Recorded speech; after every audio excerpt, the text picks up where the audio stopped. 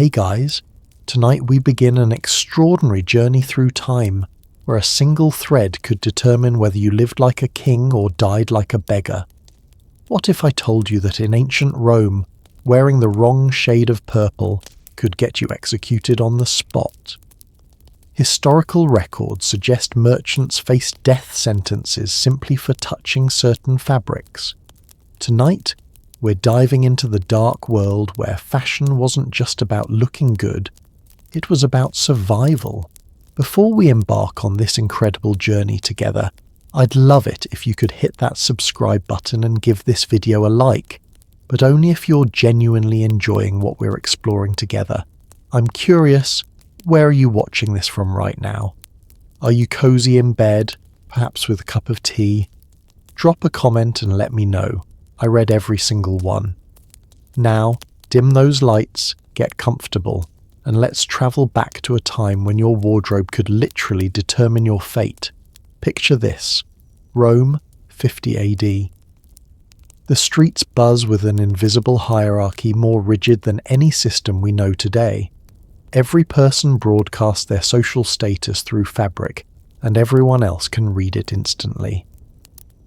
But this isn't just about showing off wealth. This runs much deeper. Our ancestors discovered that clothes could do something extraordinary. They became the world's first social media platform. Long before Instagram, humans found a way to broadcast their power simply by what they draped over their bodies. The Romans engineered this like a military campaign. According to Pliny the Elder's Natural History, the toga wasn't just fashion.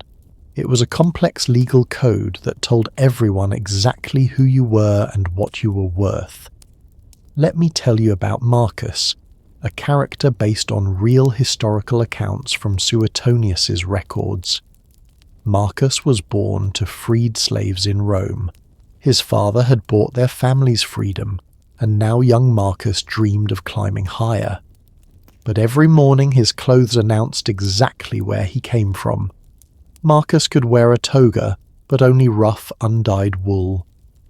Meanwhile, across the city, Senator Gaius emerged wearing a toga with the broad purple stripe called the laticlave, costing more than Marcus's family would see in 5 years. Here's what's mind-blowing. You could be Rome's richest merchant, but if you weren't born into the right class, you still couldn't wear that purple stripe. The law was crystal clear, and breaking it? Well, let me tell you what happened to Marcus one fateful day. It was the Ides of Julius, and Marcus had saved for months to buy a toga with just a thin purple thread woven into the hem. Barely visible, he thought. As he walked through the Forum Romanum, he felt pride swelling in his chest. For once, he didn't look like a freed slave's son. Then Senator Lucius spotted him. "You there. Stop."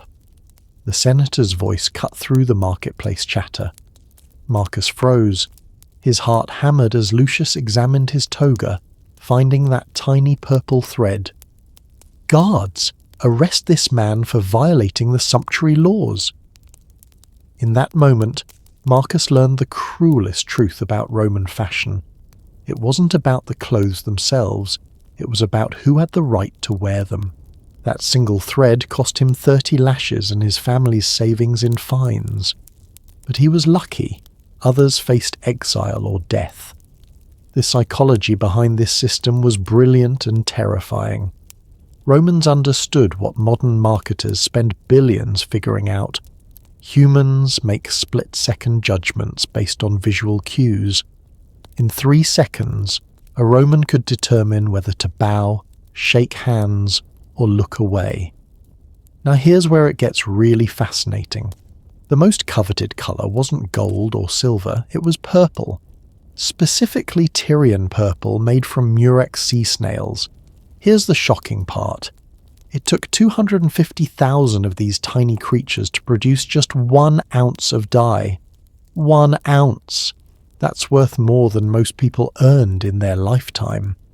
Emperor Augustus, as documented in Suetonius's The 12 Caesars, actually passed laws requiring all Roman citizens to wear togas in public. not for fashion, for visual control. Imagine if tomorrow the government mandated specific uniforms based on your social class. That was daily life in Rome. And women? Even more complicated. A Roman matron's stola had to be the perfect length. Too short meant immorality. Too fancy for your class meant breaking the law. Historical records from Tacitus tell us about nobles stripped of citizenship for wearing wrong purple shades. Gnaeus Cornelius was exiled from Rome. His crime? Purple trim reserved for higher ranks. One piece of fabric destroyed his entire life. But here's what fascinates me most. This system actually worked as intended. It created what sociologists call visual shorthand. Without ID cards or modern identification, your clothes told your entire story instantly. Marcus never recovered from his public humiliation. He spent the rest of his life in rough wool, a walking reminder that in Rome, your birth determined not just your opportunities, but literally what colours you could wear. Every thread was monitored, every shade regulated, every fold scrutinised. The ripple effect shaped society in ways that still influence us today. Children understood their place was woven into their clothing. Parents saved for years just to afford the right fabric for special occasions. Merchants built empires around these status symbols. What strikes me most about stories like Marcus's is how clothing became both prison and ladder. It locked people into social classes while providing rungs for those brave and wealthy enough to climb higher. Walk down any street today, you'll see we're still playing the same game. The rules have changed, but that fundamental desire to signal status through clothing? As strong today as 2,000 years ago. Think about this. Next time you choose what to wear, remember Marcus and his dangerous purple thread. Because in our next chapter, we're discovering how one colour became so powerful it literally built and destroyed entire empires. We're exploring the incredible story of purple, the colour that sparked wars and changed human history forever. What you're about to learn will make you see purple in a completely different light, and trust me, the secrets behind this royal colour will absolutely blow your mind. Now close your eyes for a moment and imagine the most beautiful shade of purple you've ever seen. Got it? Well, I'm about to tell you something that will change how you think about that colour forever. What if I said that single shade once controlled the rise and fall of entire civilizations? That emperors would wage wars just to secure a steady supply of it? And here's the part that'll really get you. This colour was so rare, so impossibly precious, that wearing it without permission didn't just break fashion rules, it could literally start a revolution. You know, it's fascinating how we take colours for granted today. Walk into any store and you can buy purple anything, shirts, shoes, even purple ketchup if you're feeling adventurous. But there was a time when seeing true purple was like witnessing a miracle.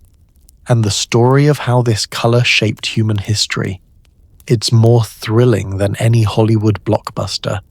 Let me take you back to the Mediterranean coast. Around 1500 BC, the sun beats down on the rocky shores of what we now call Lebanon, and the air is thick with the most awful smell you can imagine. Rotting fish mixed with something even worse. But the people working here aren't fishermen. They're the Phoenicians, and they're about to accidentally create the world's most coveted luxury item. Here's how it happened.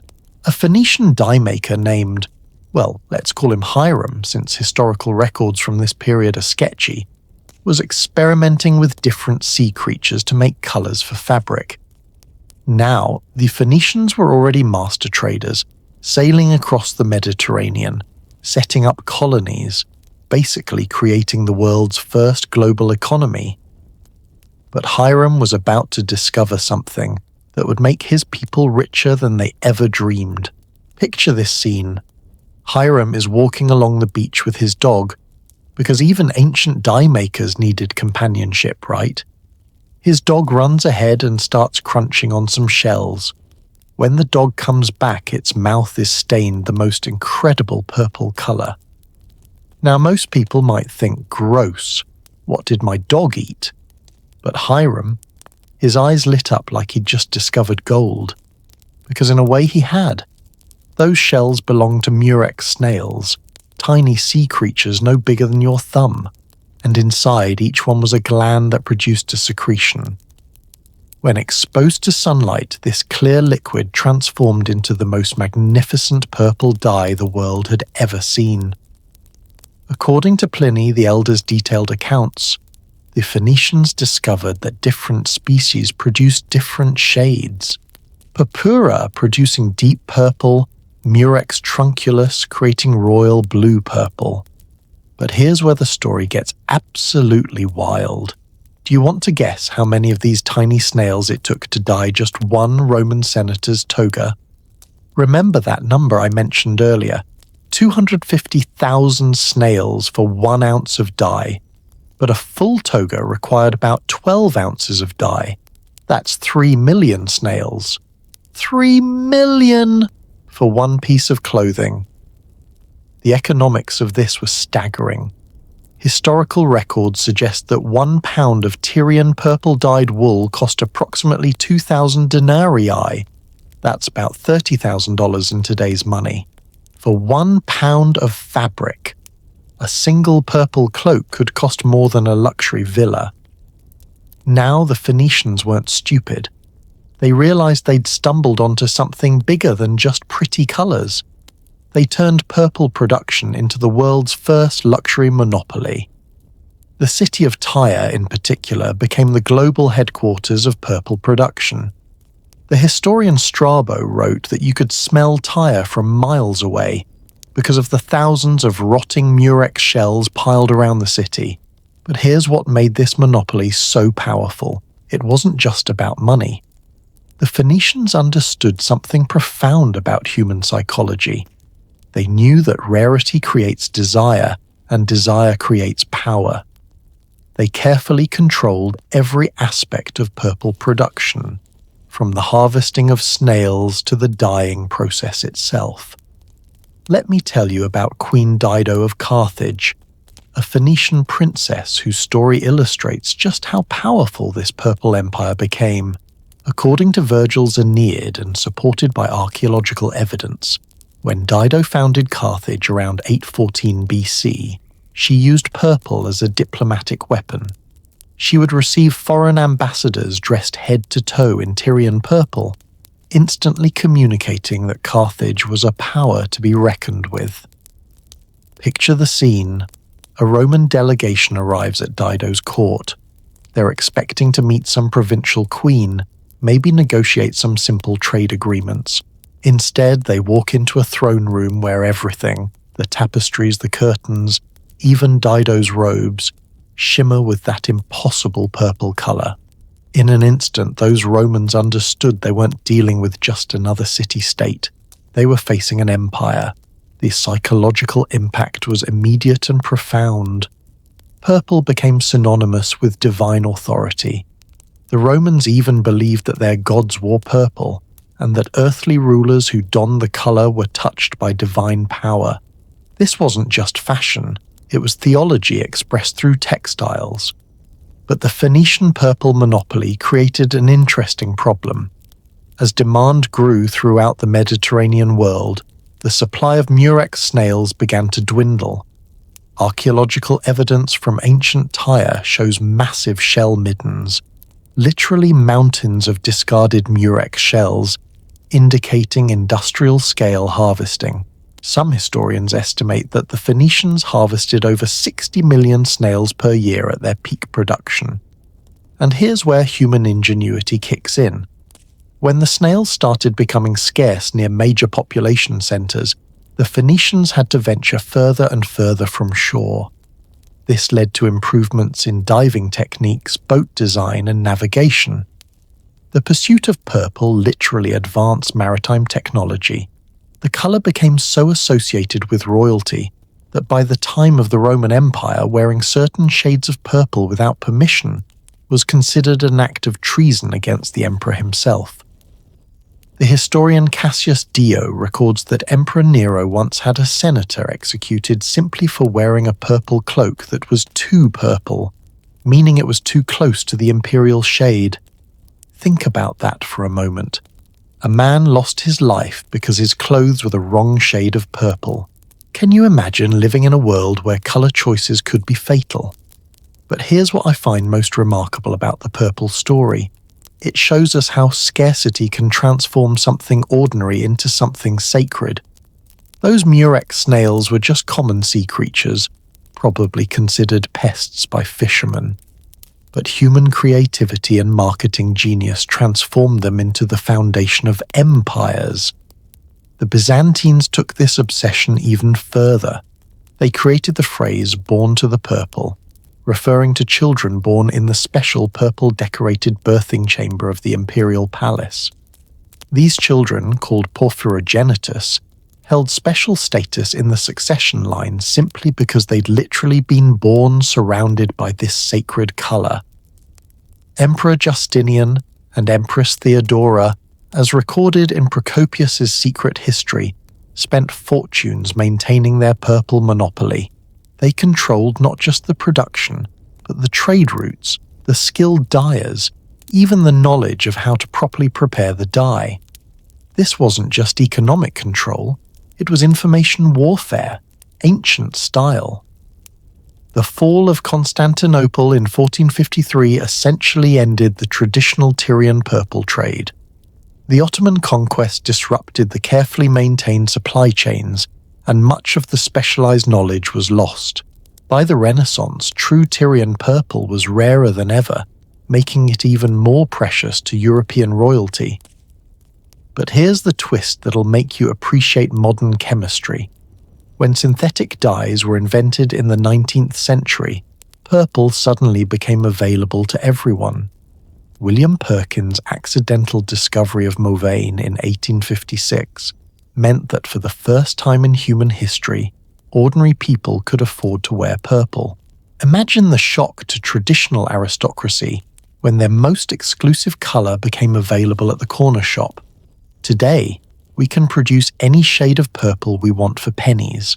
But isn't it amazing that for over 3,000 years this single colour-controlled trade routes started wars, toppled governments, and determined who lived in palaces and who died in poverty?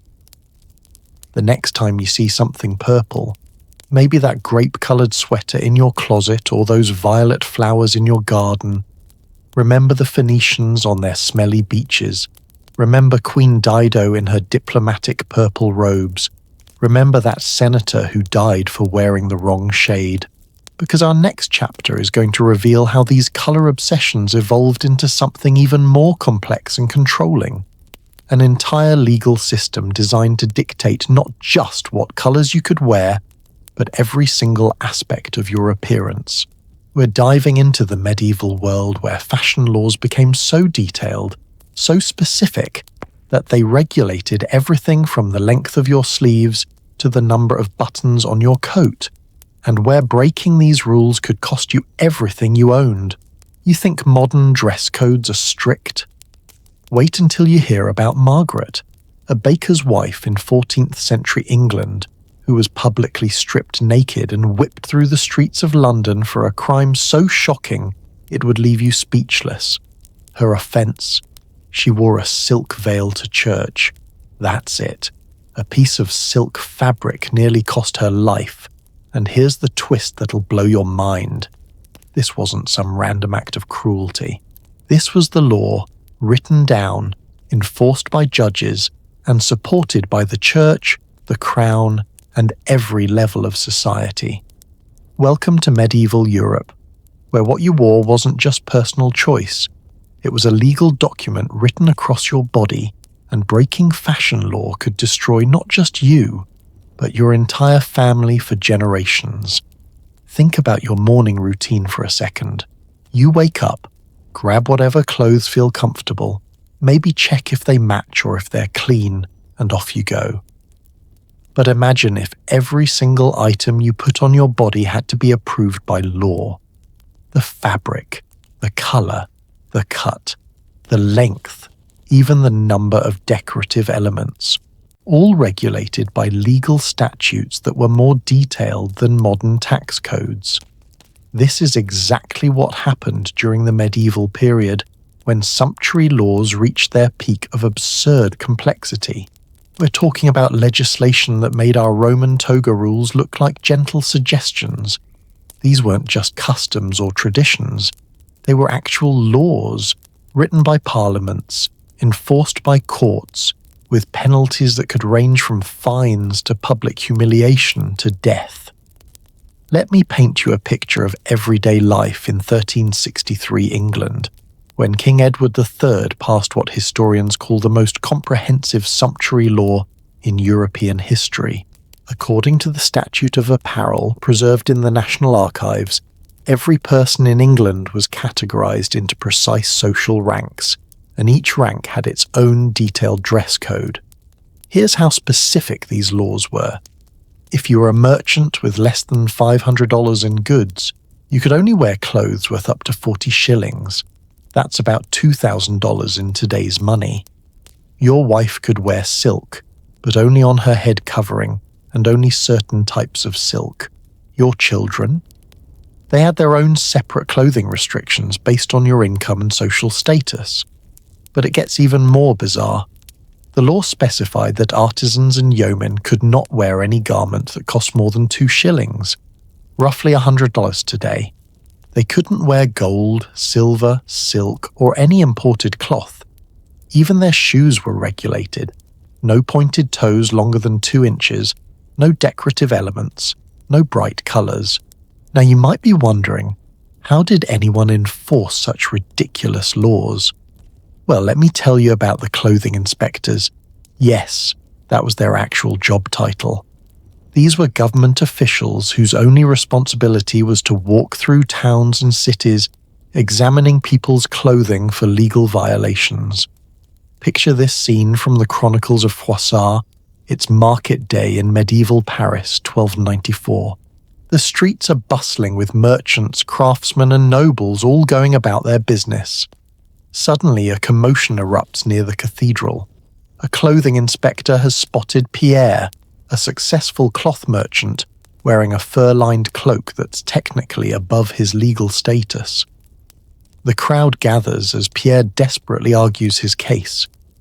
"My lord, I earned the money honestly. My business prospers." But the law was clear. His merchant status, no matter how wealthy, didn't grant him the right to wear fur trim. The penalty? Not just a fine, but public humiliation. Pierre was forced to stand in the town square for 3 hours while a crier announced his fashion crime to passers-by. But here's what makes this story even more incredible. Pierre was lucky. The historical record from the Registre du Châtelet shows cases where fashion violations led to imprisonment, exile, and in extreme cases, execution for repeat offenders. The psychology behind these laws was absolutely fascinating. According to the medieval chronicler Christine de Pizan's writings, these regulations weren't just about maintaining social order. They were about preventing what authorities saw as a dangerous blurring of class boundaries. The medieval mind believed that God had created a fixed social hierarchy, and disrupting that order through inappropriate clothing was literally challenging divine will. Let me share another story that perfectly captures this mindset. In 1279, in the Italian city of Florence, a young woman named Caterina, daughter of a successful banker, fell in love with fashionable clothing. According to Giovanni Villani's chronicle, Caterina began wearing increasingly elaborate gowns, each one pushing the boundaries of what was legally permitted for her father's social rank. The turning point came during Easter celebrations. Caterina appeared at Mass wearing a gown with gold thread embroidery, technically legal for her class, but combined with silk sleeves, a jeweled belt, and a fur-lined cloak that together violated multiple sumptuary laws simultaneously. The church authorities were scandalized.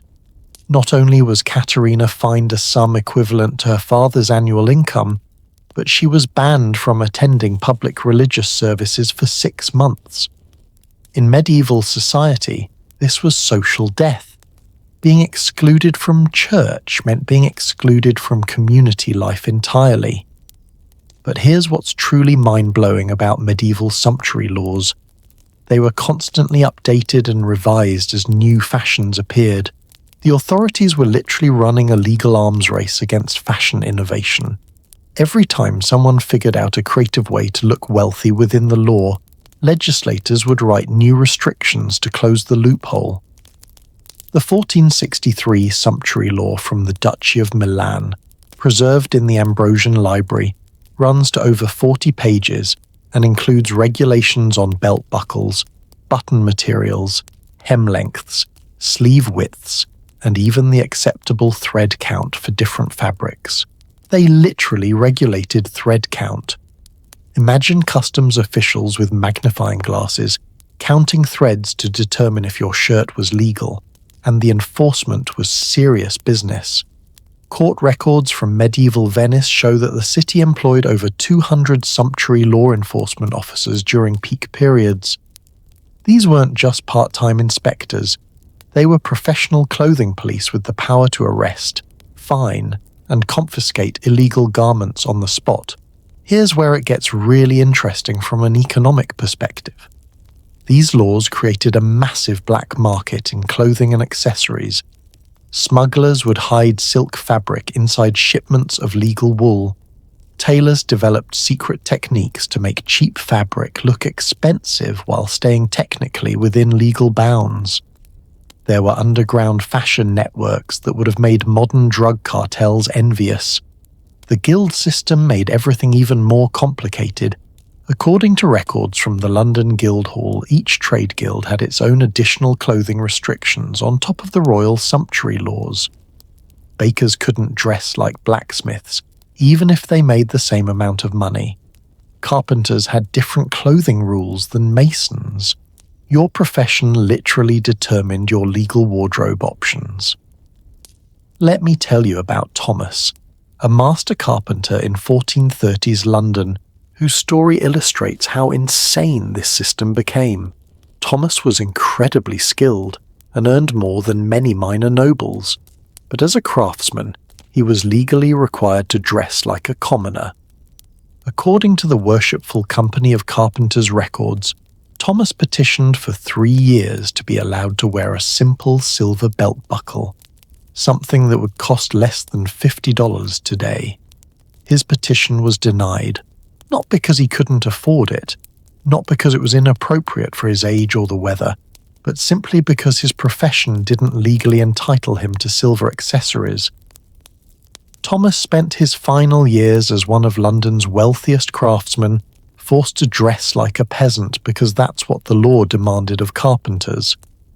But here's the fascinating paradox. These restrictive laws actually fueled incredible innovation in fashion and textile production.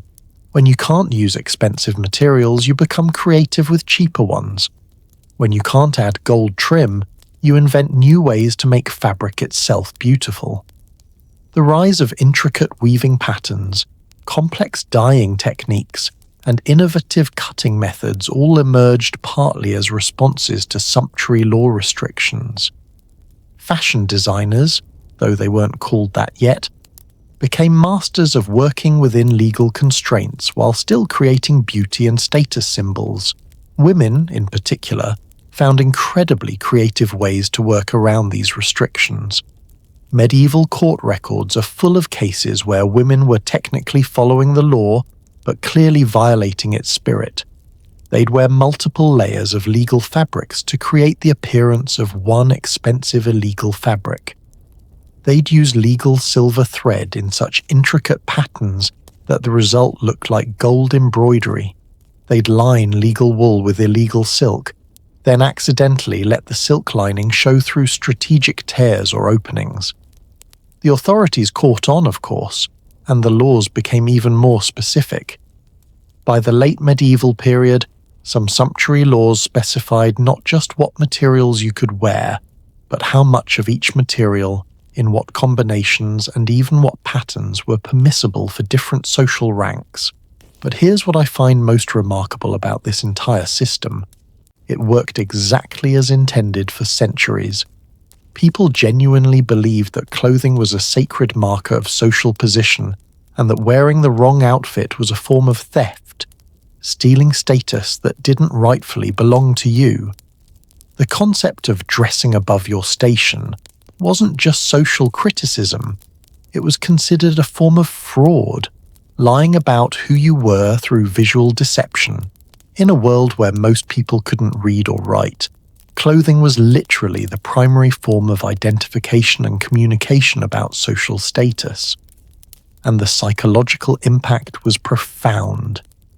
Imagine growing up in a world where your clothes constantly reminded you of your place in society, where looking in a mirror meant seeing not just your reflection, but a legal document proclaiming your social worth.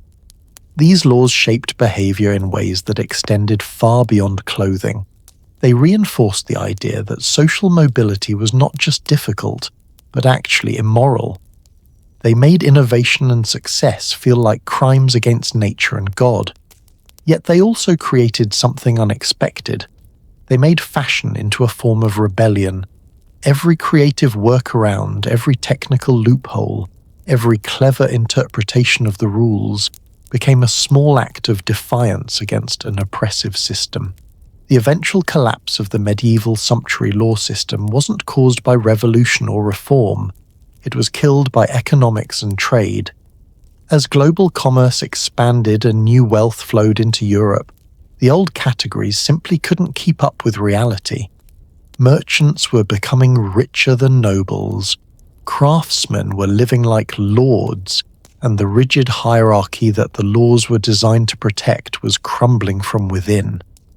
But the legacy lived on in ways that still influence us today.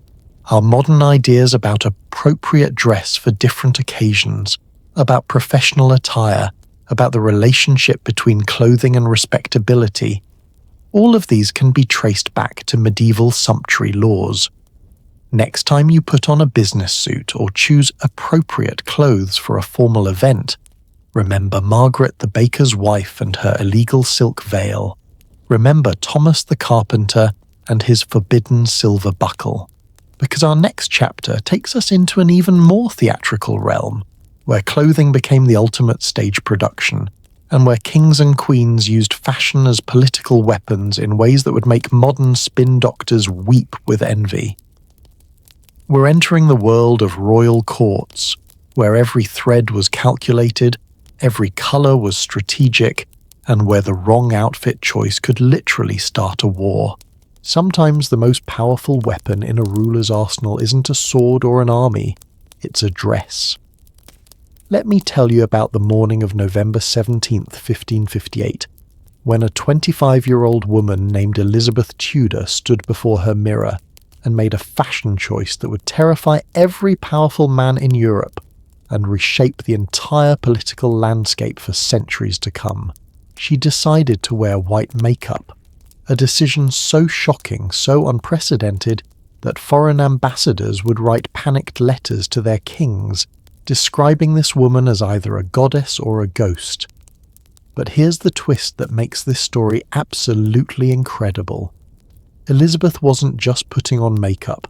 She was declaring war through cosmetics, challenging the fundamental assumptions about power, femininity, and divine authority using nothing but paint and powder. And it worked so brilliantly that her enemies didn't realize they'd been defeated until it was too late. Have you ever wondered why we still talk about dressing for the job you want? Well, that concept was literally invented by royalty, who understood that clothing wasn't just decoration. It was the most sophisticated psychological warfare ever developed. Royal courts weren't just political centres. They were fashion battlegrounds where every appearance was choreographed like a military campaign. These rulers figured out something that modern politicians spend billions trying to master.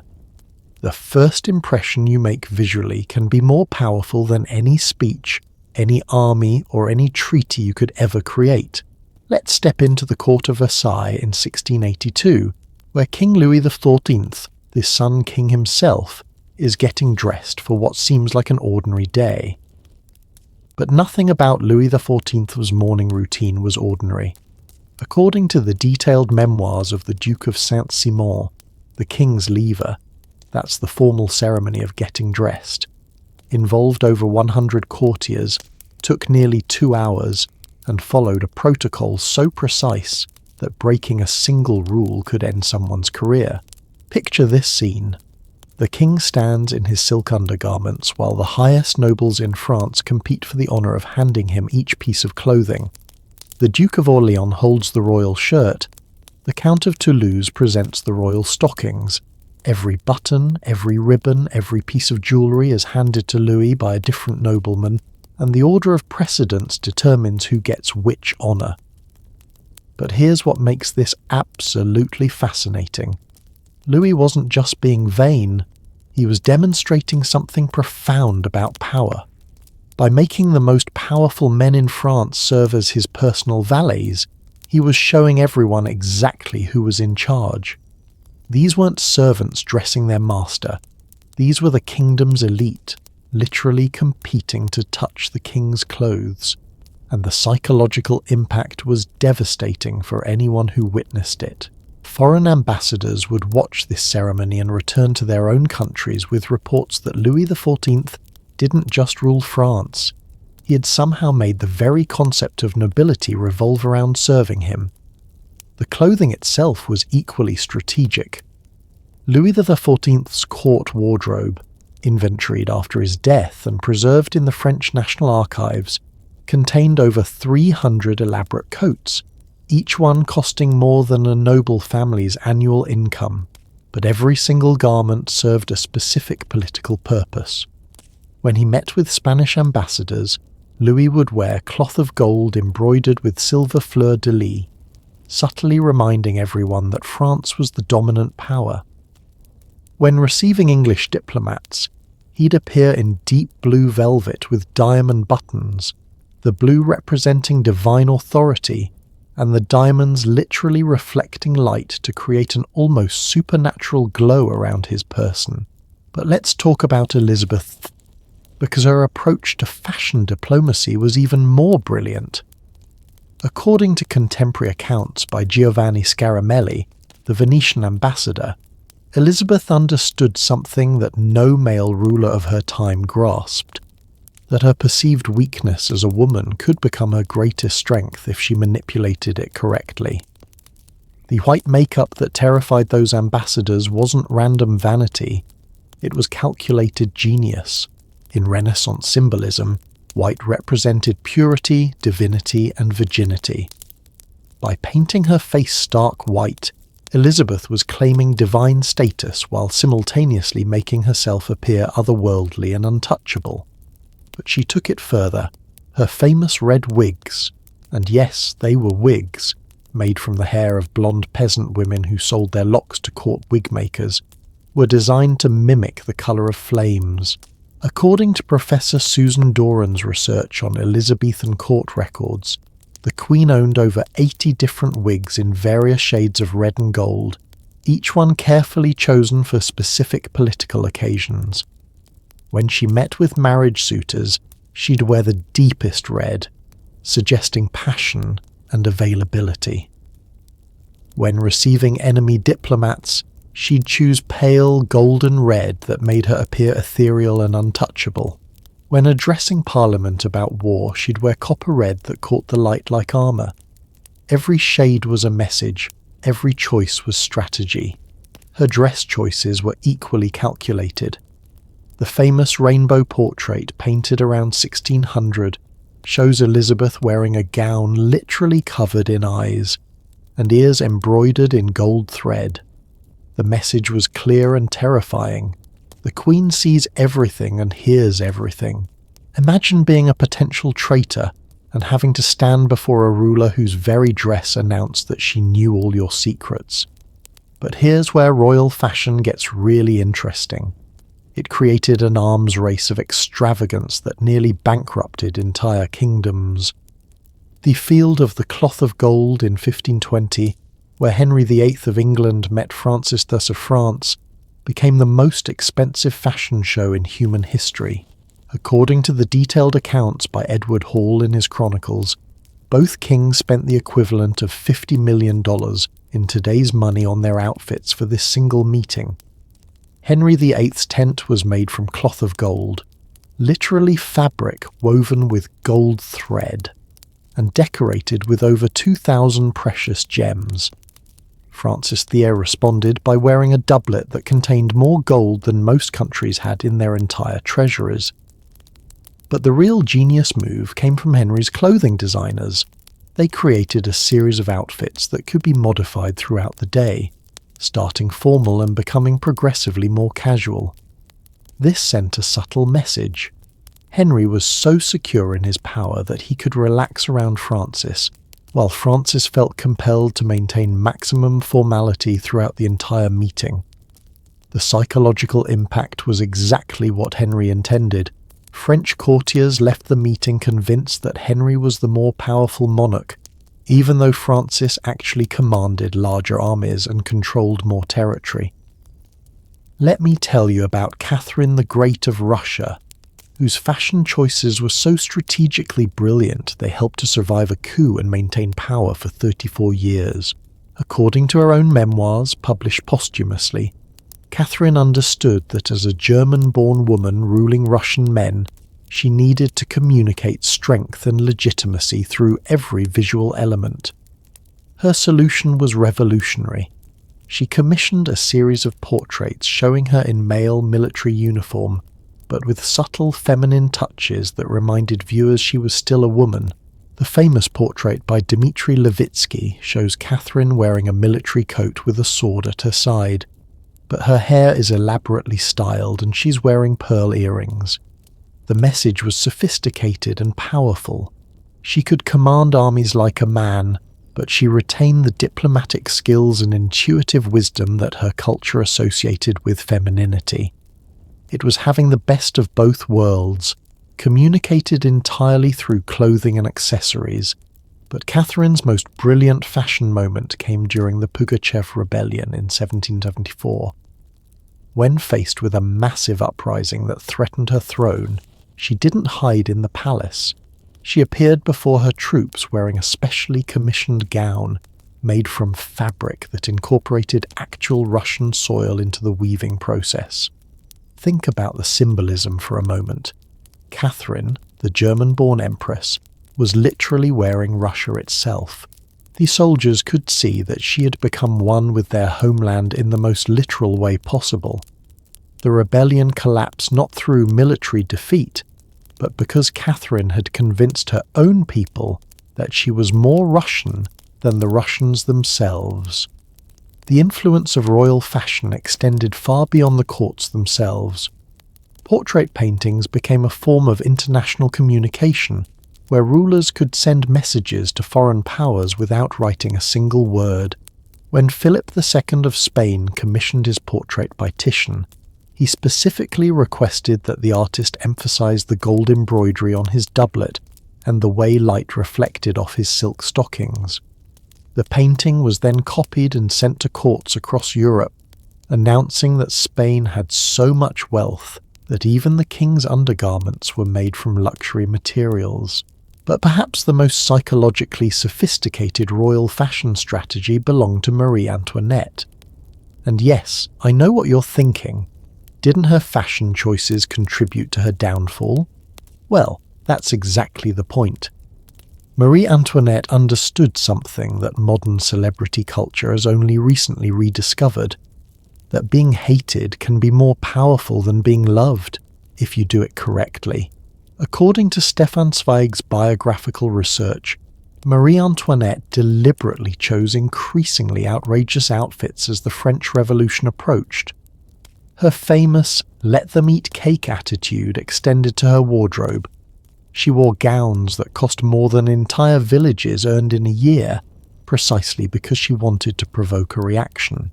Her strategy was brilliant and terrible. She was forcing French society to confront its own inequality by making herself the most visible symbol of excess.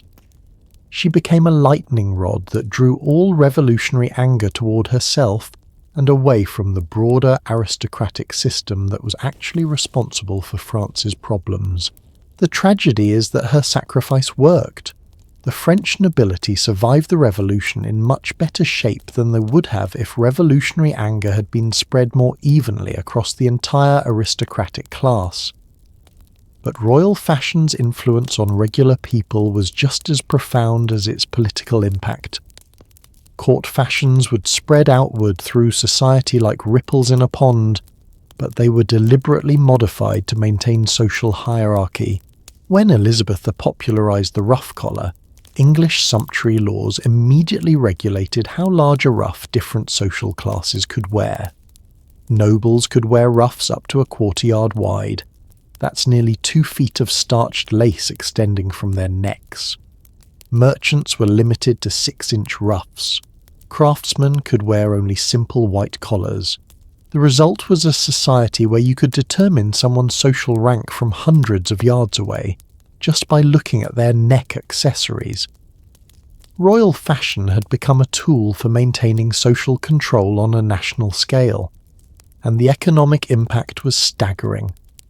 The royal courts of Europe employed thousands of people directly in fashion-related jobs. Tailors, seamstresses, jewelers, wig makers, makeup artists, and countless others.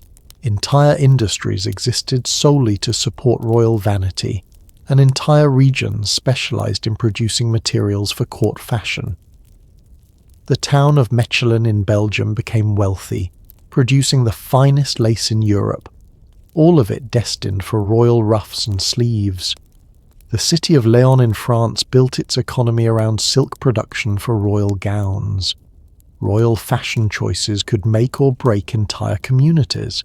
But here's what I find most remarkable about royal fashion strategy. It worked precisely because it understood something fundamental about human psychology. We make decisions about trust, competence, and authority within seconds of seeing someone, and those decisions are heavily influenced by visual cues. Modern research in cognitive psychology has confirmed what these rulers knew instinctively, that clothing affects not just how others perceive us, but how we perceive ourselves. When Elizabeth put on that white makeup and red wig, she wasn't just sending messages to her enemies, she was transforming herself into the person who could rule an empire. The legacy of a royal fashion theatre lives on in ways we might not even recognize. Presidential debates, corporate boardrooms, red carpet events, they're all descendants of those elaborate court ceremonies where power was performed through costume and makeup. Every time a politician carefully chooses their outfit for a major speech, every time a CEO wears a specific suit to a crucial meeting, they're following a playbook written by monarchs who understood that appearance isn't superficial. It's foundational to how power actually works. But our royal fashion story is about to take an unexpected turn, because while European courts were perfecting their theatrical displays of power, something remarkable was happening along the ancient trade routes that connected East and West. Silk, spices, and revolutionary fashion ideas were traveling thousands of miles, creating the world's first global fashion trends and economic networks that would make individual rulers richer than entire kingdoms. We're about to explore how geography became destiny, how trade routes became fashion highways, and how a single bolt of silk could change the balance of power between empires separated by continents. Imagine for a moment that your internet suddenly stopped working, your phone went dead, and every store in your city closed permanently. How would you get the things you need? Now multiply that challenge by 1,000, set it in the year 200 AD, and ask yourself this. How desperate would you have to be to risk death crossing 4,000 miles of desert, mountains, and bandit territory just to buy some fabric? The answer might shock you. People were willing to risk literally everything because that fabric wasn't just cloth. It was liquid gold, social power, and political influence all woven together into something so valuable that entire civilizations rose and fell based on who controlled it.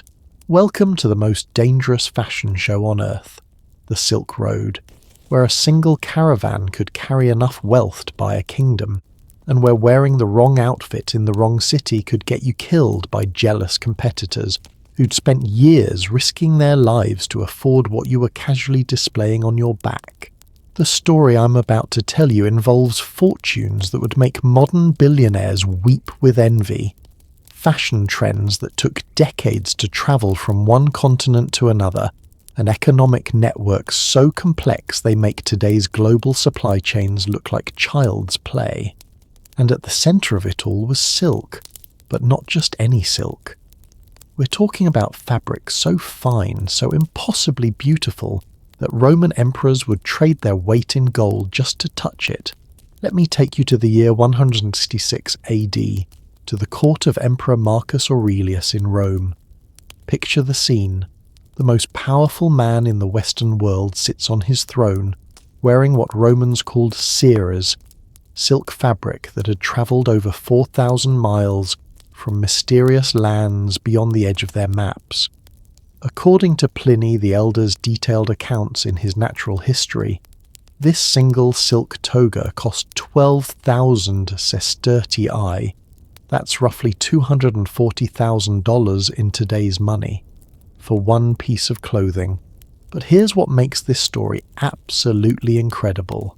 Marcus Aurelius had no idea where this silk actually came from.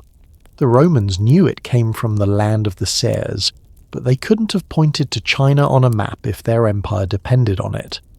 The fabric had passed through so many hands, travelled through so many kingdoms, that its origin had become legend.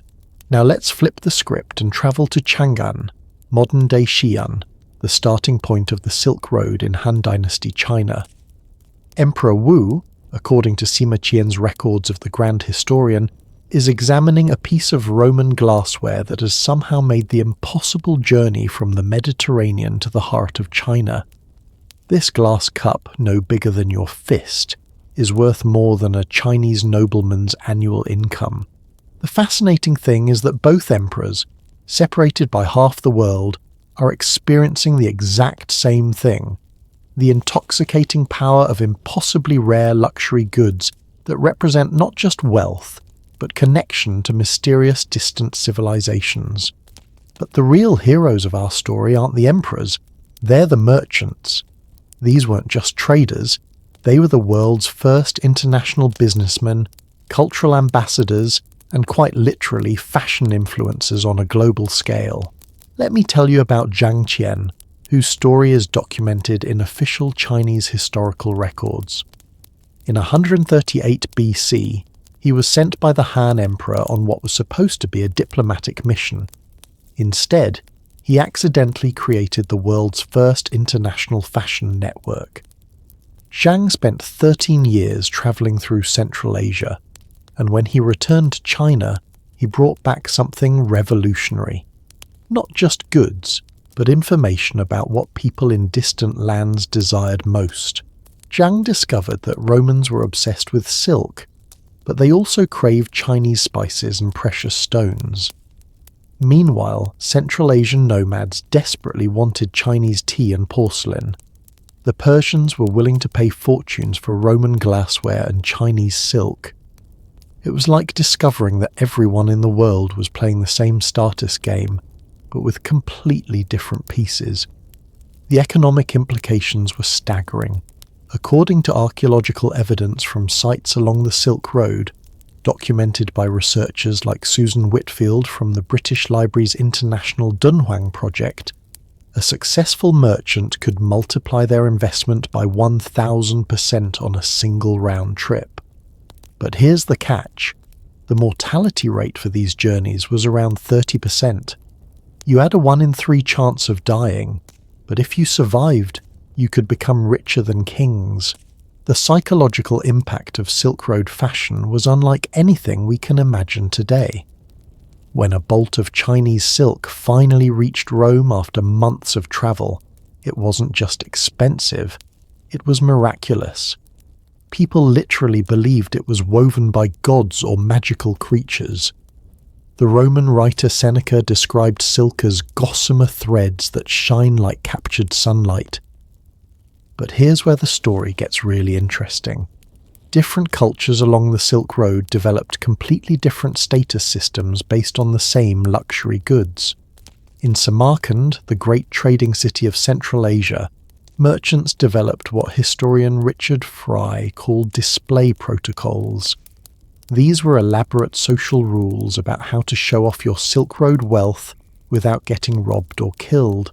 According to archaeological findings from the Afrasiab excavations, wealthy Samarkand merchants would commission special storage rooms in their homes designed specifically for showing off silk fabrics to guests, like ancient walk-in closets designed for maximum psychological impact. The genius was in the presentation. They wouldn't wear their most expensive silk. That would make them targets. Instead, they'd display it in special illuminated chambers where guests could touch it, feel its quality, and understand exactly how wealthy their host was. It was like having a Ferrari in your garage, but never actually driving it because everyone would try to steal it.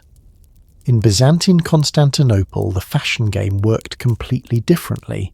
Emperor Justinian, according to Procopius's detailed court records, established imperial silk workshops that were essentially government fashion factories. The Byzantines had figured out how to produce silk domestically, a story involving smuggled silkworm eggs hidden inside bamboo walking sticks by Christian monks, which reads like an ancient spy novel.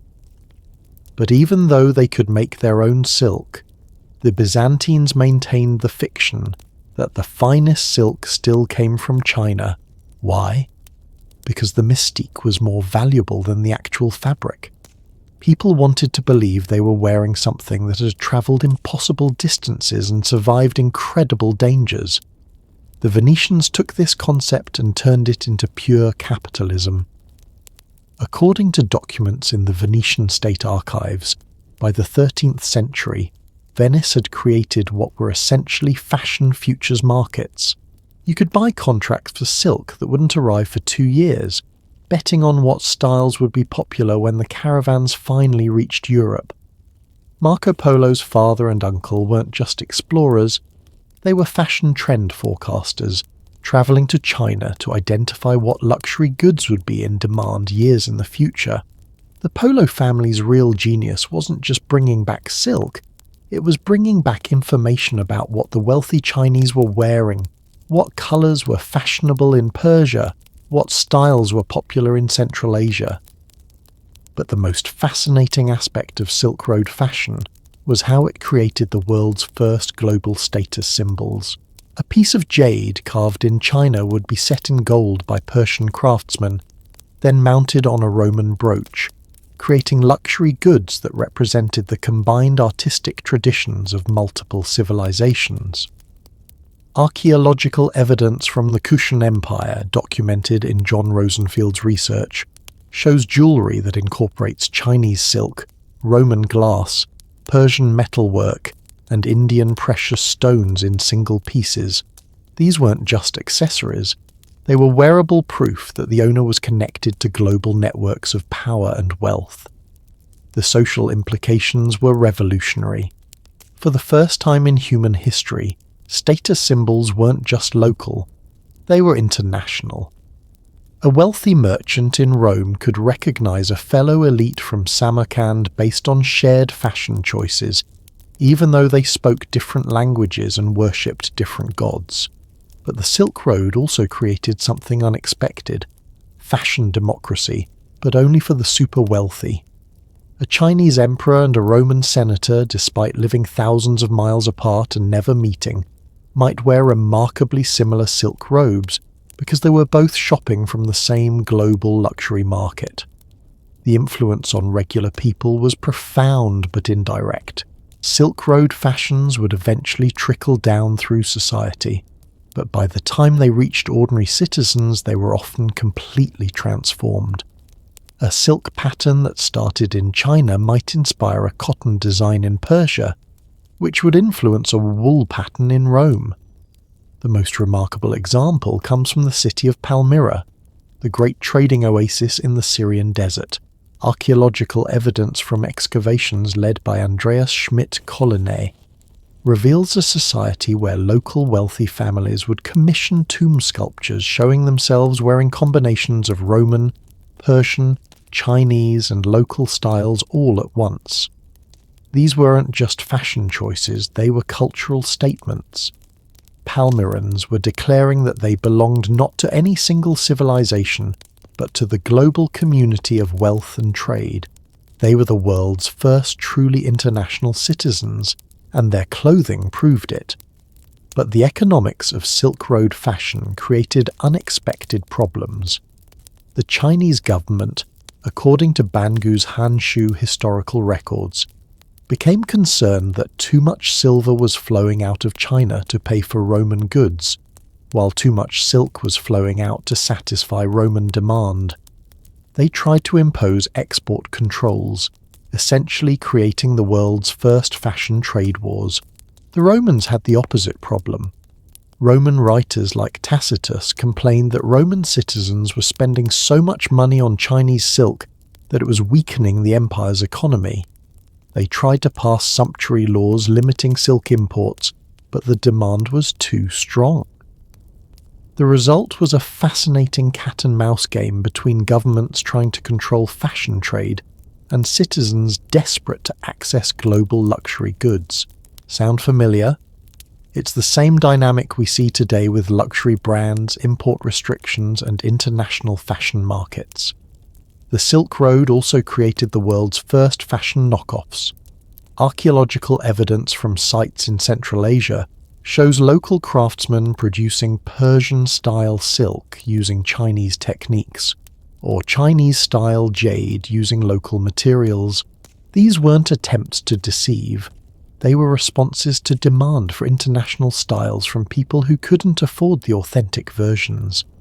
But perhaps the most profound impact of Silk Road fashion was cultural. Ideas travelled along with fabrics. Buddhist art styles spread from India to China through trade networks. Persian artistic motifs influenced Chinese silk patterns. Roman design elements appeared in Central Asian metalwork. Fashion became a universal language that allowed people from completely different cultures to communicate status, wealth, and sophistication without speaking a word.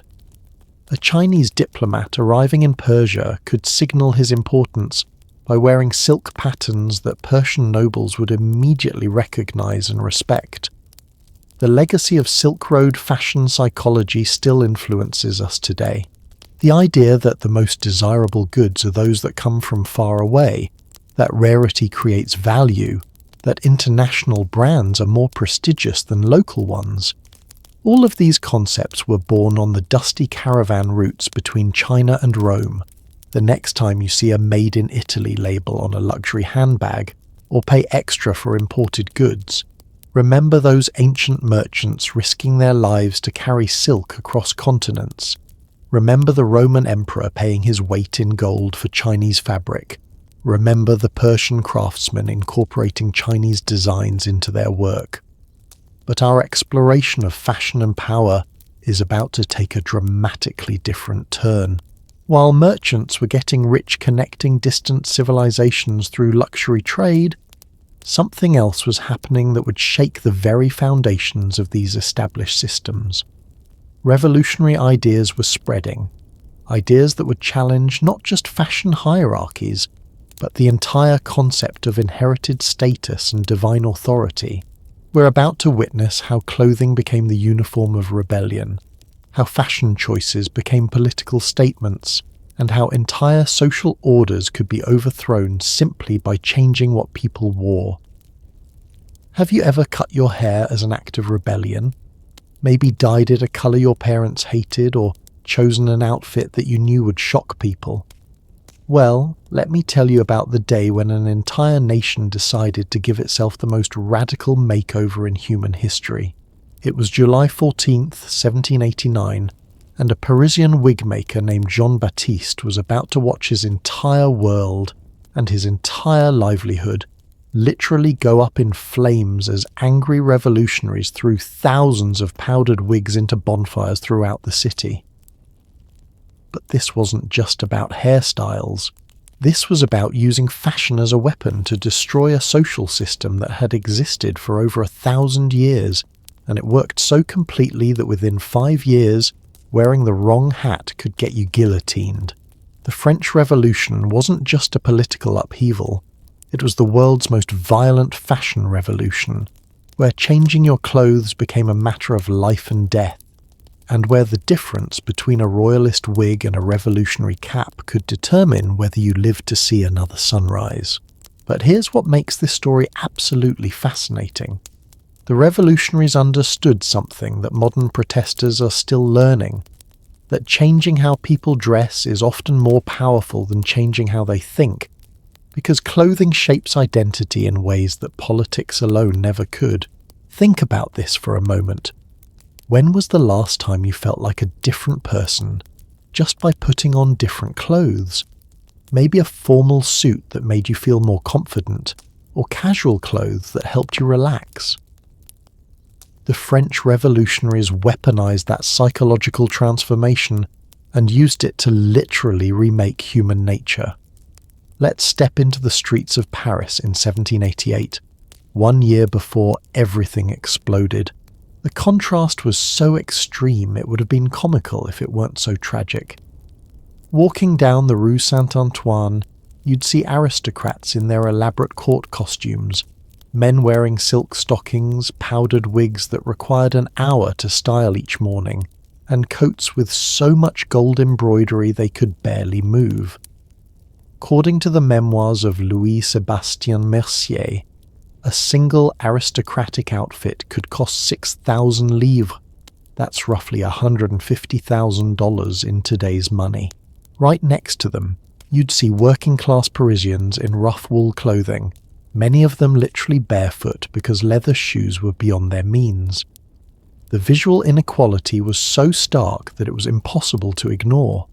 Fashion had become a daily reminder of injustice, worn on everyone's body for all to see.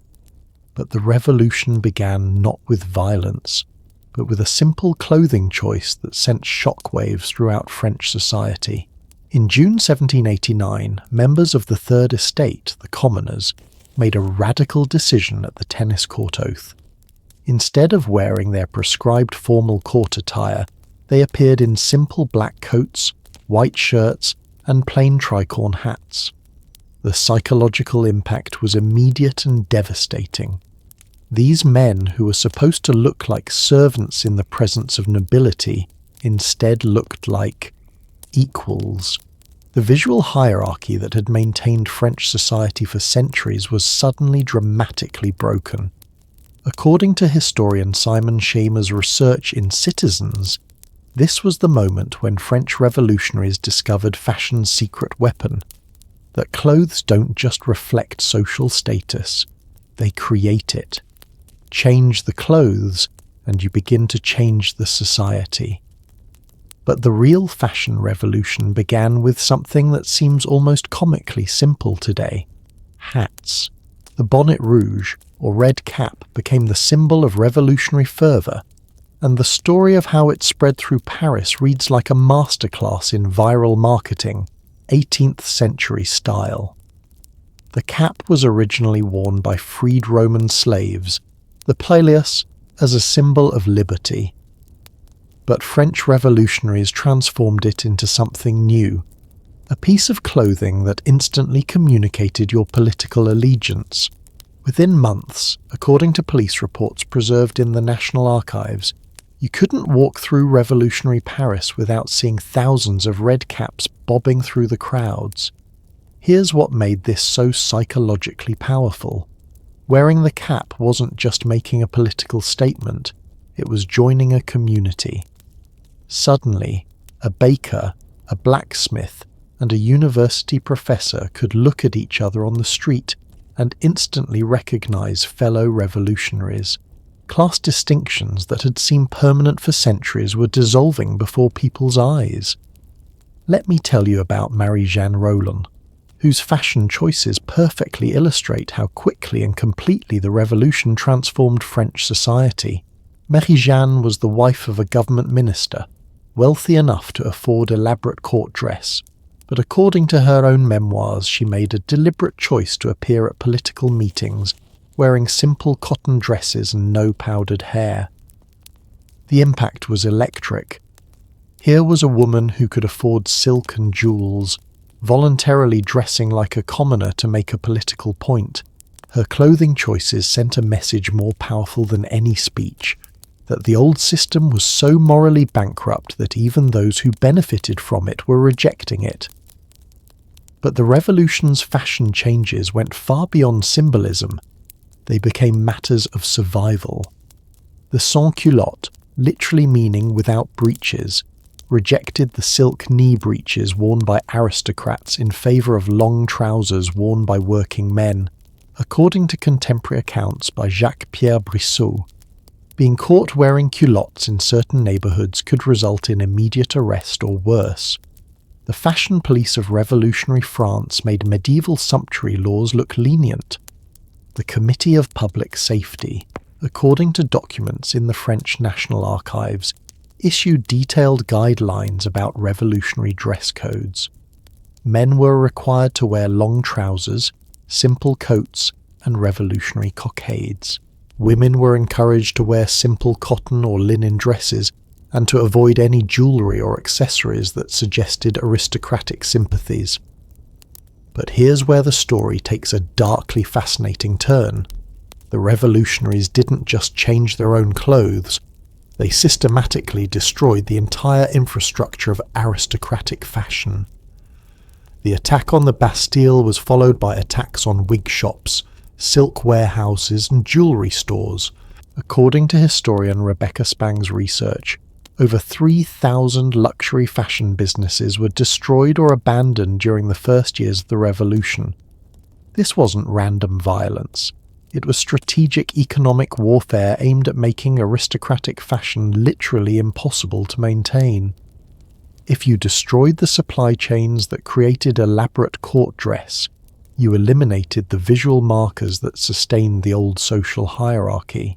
The psychological impact on the aristocrats themselves was devastating.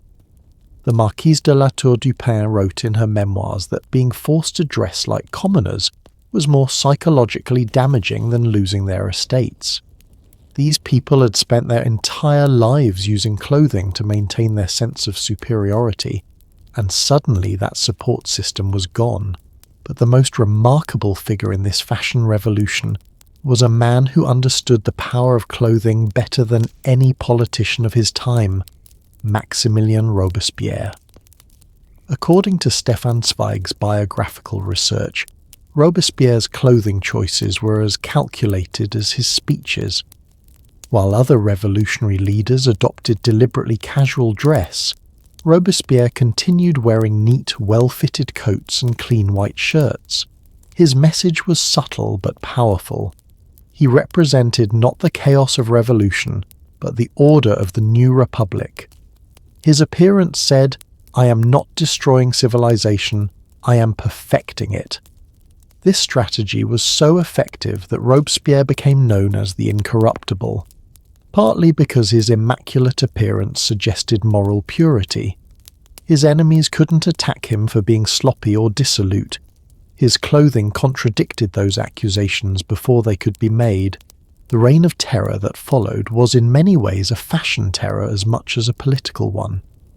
According to records from the Revolutionary Tribunal, fashion choices became evidence in treason trials.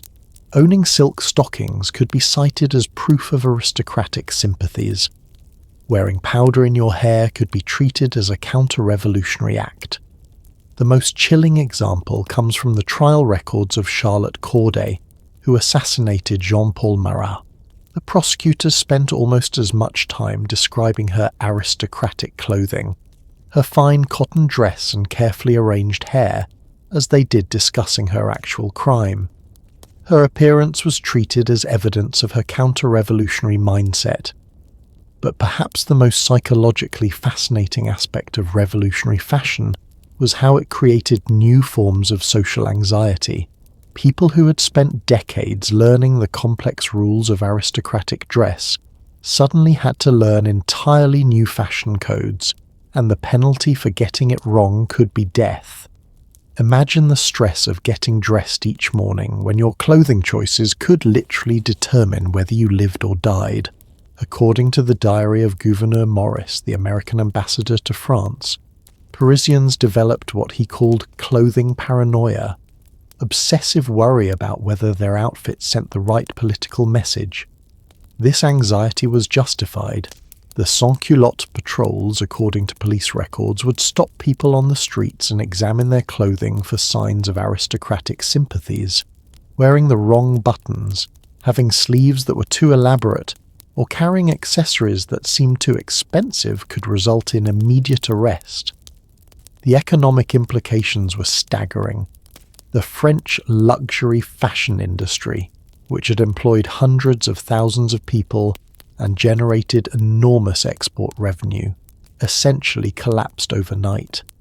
According to customs records analysed by historian Jennifer Jones, French fashion exports fell by over 80% between 1789 and 1794. But the revolutionaries had learned something profound about the relationship between clothing and power, that fashion systems could be changed rapidly and completely if you had the political will to do it. Within 5 years, they had eliminated clothing hierarchies that had existed for centuries and created entirely new visual languages of political identity. The influence spread far beyond France.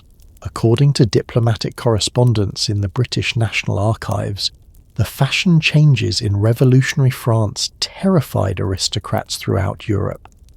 They understood that if clothing hierarchies could be destroyed in France, they could be destroyed anywhere. The response was swift.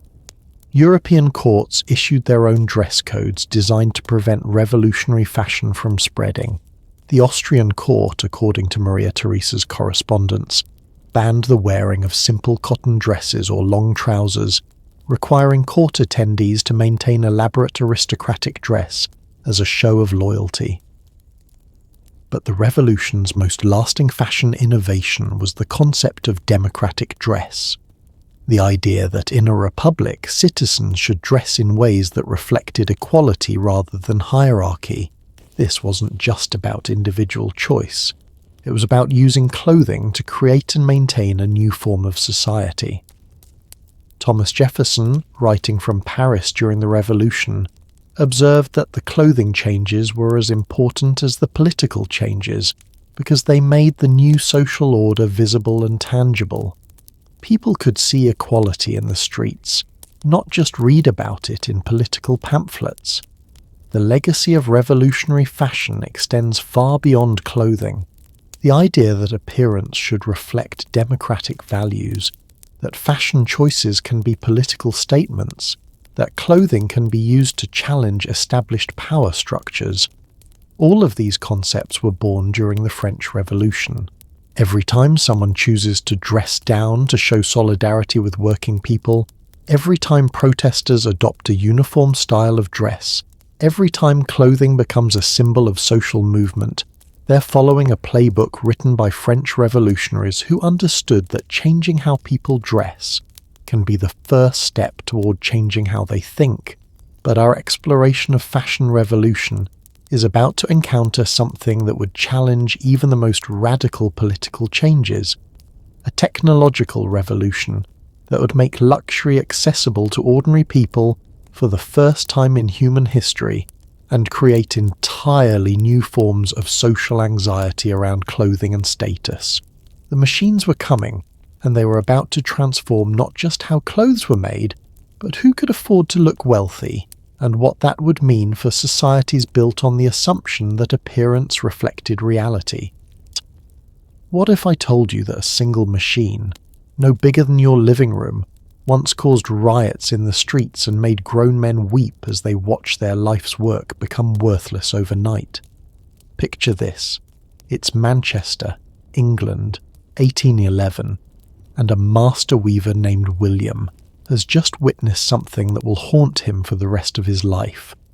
A mechanical loom has produced in 1 hour what would have taken him 3 weeks to create by hand, but here's the truly devastating part.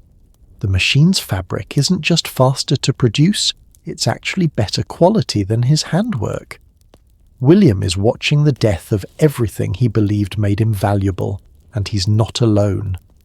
Across England, thousands of skilled craftsmen are discovering that their expertise, passed down through generations, has become obsolete in the time it takes to flip a switch. But this isn't just a story about machines replacing men. It's about the moment when luxury became democratic, when the visual markers that had separated rich from poor for thousands of years suddenly became available to anyone with a few coins in their pocket. And the panic that followed? It would reshape society in ways that still influence how we think about authenticity, craftsmanship, and what makes something truly valuable. Have you ever wondered why we still pay extra for handmade items, or why luxury brands emphasize their traditional craftsmanship? The answer lies in the trauma of the Industrial Revolution, when humanity first grappled with the terrifying possibility that machines might make human skill irrelevant. Let's travel back to the moment when everything changed. The year was 1764, and a British inventor named James Hargreaves was watching his wife Jenny work at her spinning wheel. According to his own account recorded in the British Patent Office records, Jenny accidentally knocked over her wheel, and as Hargreaves watched it continue spinning in its sideways position, he had an epiphany that would transform human civilization. What if one machine could operate multiple spindles at once?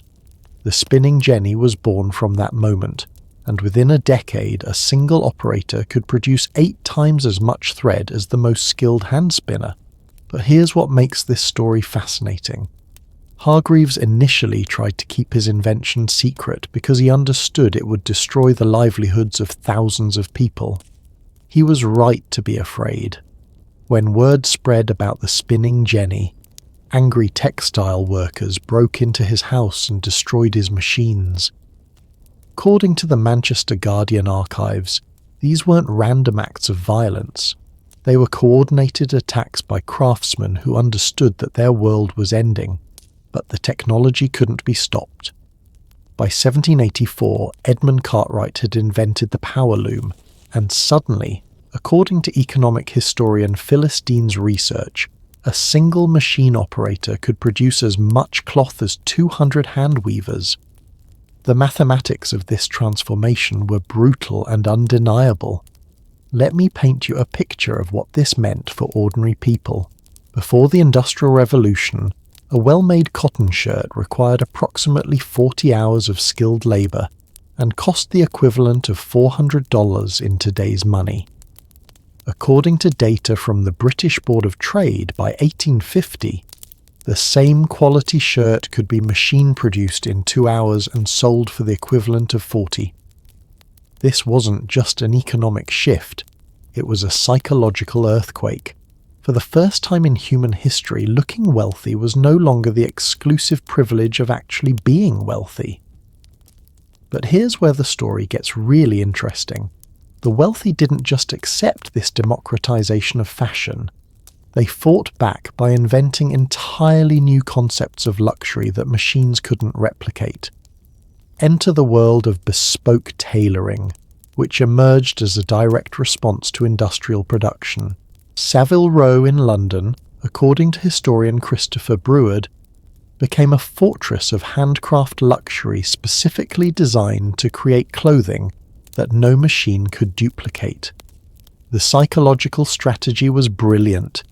If anyone could buy machine-made clothes that looked expensive, then truly expensive clothes had to be obviously, unmistakably handmade.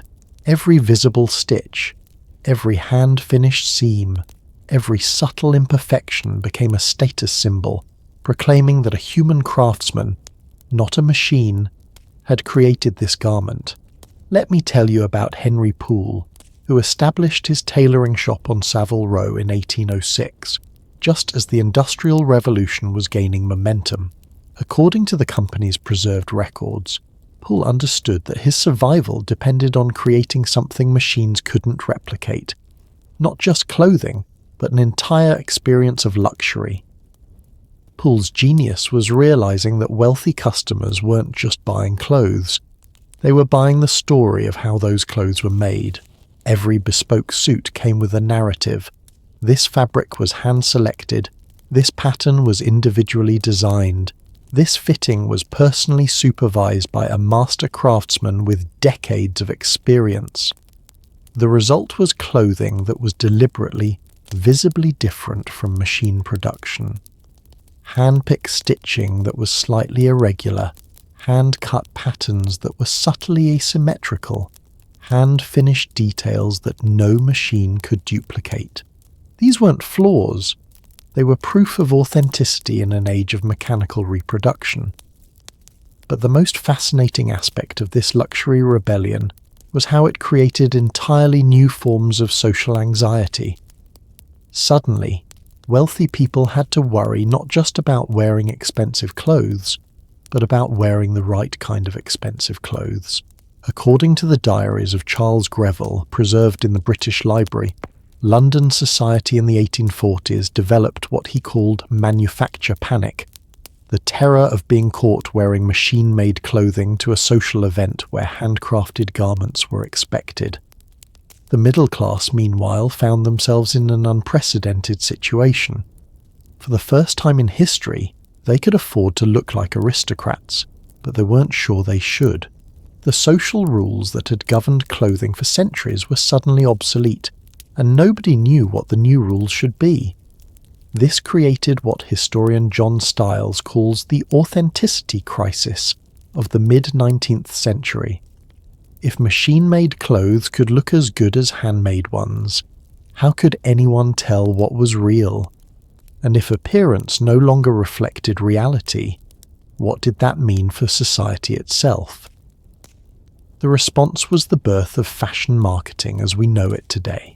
For the first time, manufacturers had to convince people not just that their products were good, but that they were authentic, legitimate, worthy of respect. Consider the story of Liberty & Coworth, founded in London in 1875. According to company archives, Arthur Lazenby Liberty built his business by marketing machine-produced textiles as artistic and authentic alternatives to both traditional luxury goods and cheap industrial products. He created an entirely new category, affordable authenticity. Liberty's genius was understanding that industrial production didn't have to mean loss of beauty or craftsmanship. His fabrics were machine-made, but they incorporated traditional patterns, natural dyes, and artistic designs that gave them cultural legitimacy. But the real revolution was happening in America, where industrialization was creating something unprecedented. A middle class with both disposable income and democratic values that rejected European aristocratic fashion hierarchies. The American ready-to-wear industry, according to Claudia Kidwell's research at the Smithsonian, developed a completely different approach to the luxury versus mass production dilemma. Instead of trying to replicate handcraft luxury, American manufacturers created their own definition of quality, based on innovation, efficiency, and accessibility. Brooks Brothers, founded in 1818, pioneered what they called democratic luxury. High-quality clothing that was machine-made but designed with the same attention to detail as bespoke garments. According to their historical records, their revolutionary insight was that craftsmanship didn't require hand production. It required intelligence, precision, and care, whether applied by humans or machines. This American approach terrified European luxury manufacturers, because it suggested that industrial production might actually be superior to traditional craft methods.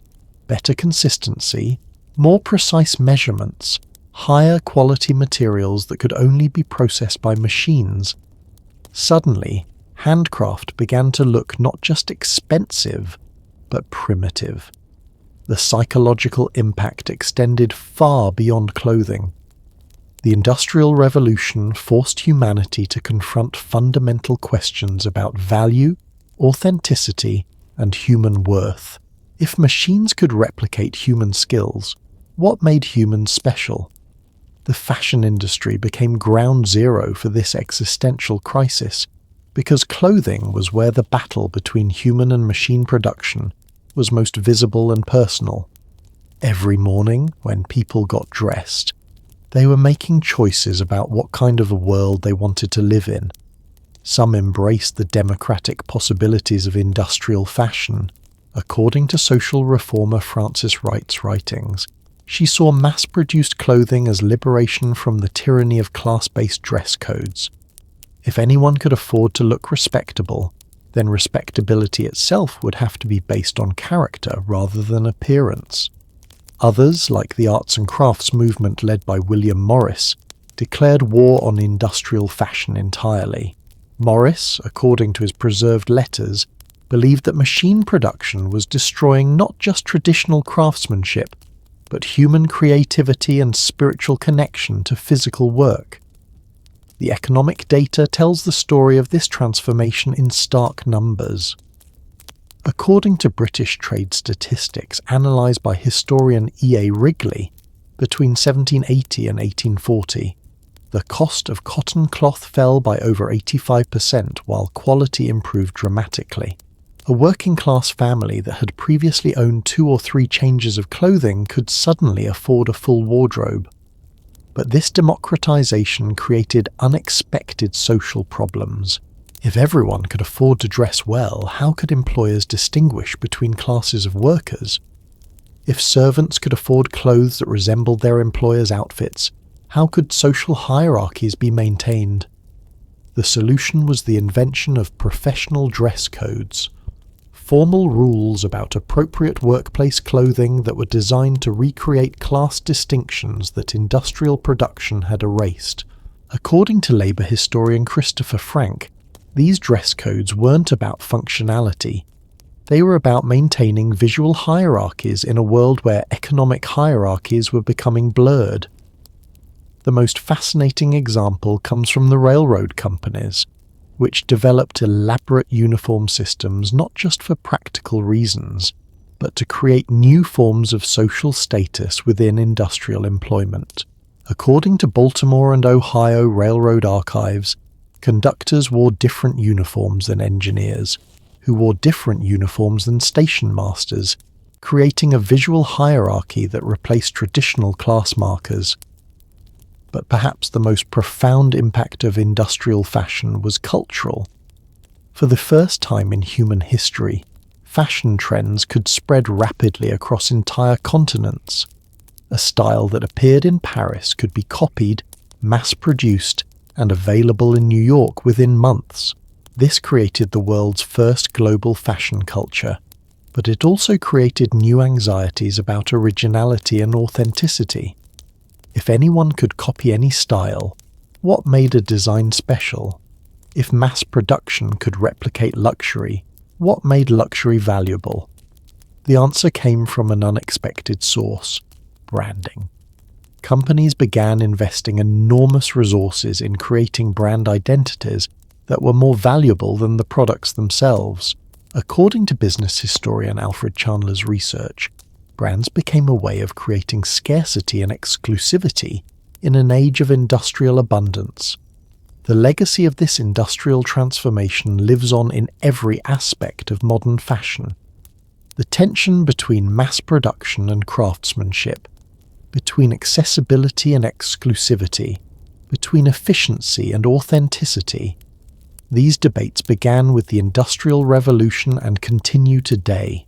Every time you choose between a handmade and machine-made product, every time you pay extra for artisanal goods, every time you wonder whether expensive means better, you're participating in arguments that began when William the Weaver watched that mechanical loom destroy his world. But the Industrial Revolution's impact on fashion was just the beginning of an even more dramatic transformation. While machines were making clothing more accessible, society was developing increasingly elaborate rules about how that clothing should be used to signal respectability, morality, and social conformity. We're about to enter the Victorian era, where fashion became a moral force so powerful that it could literally determine whether you were considered a good person or a dangerous deviant, and where the wrong dress choice could destroy not just your reputation, but your entire family's place in society. There once lived a woman named Isabella who committed a crime so shocking that it scandalized an entire nation and led to her being permanently banned from respectable society. Her offense?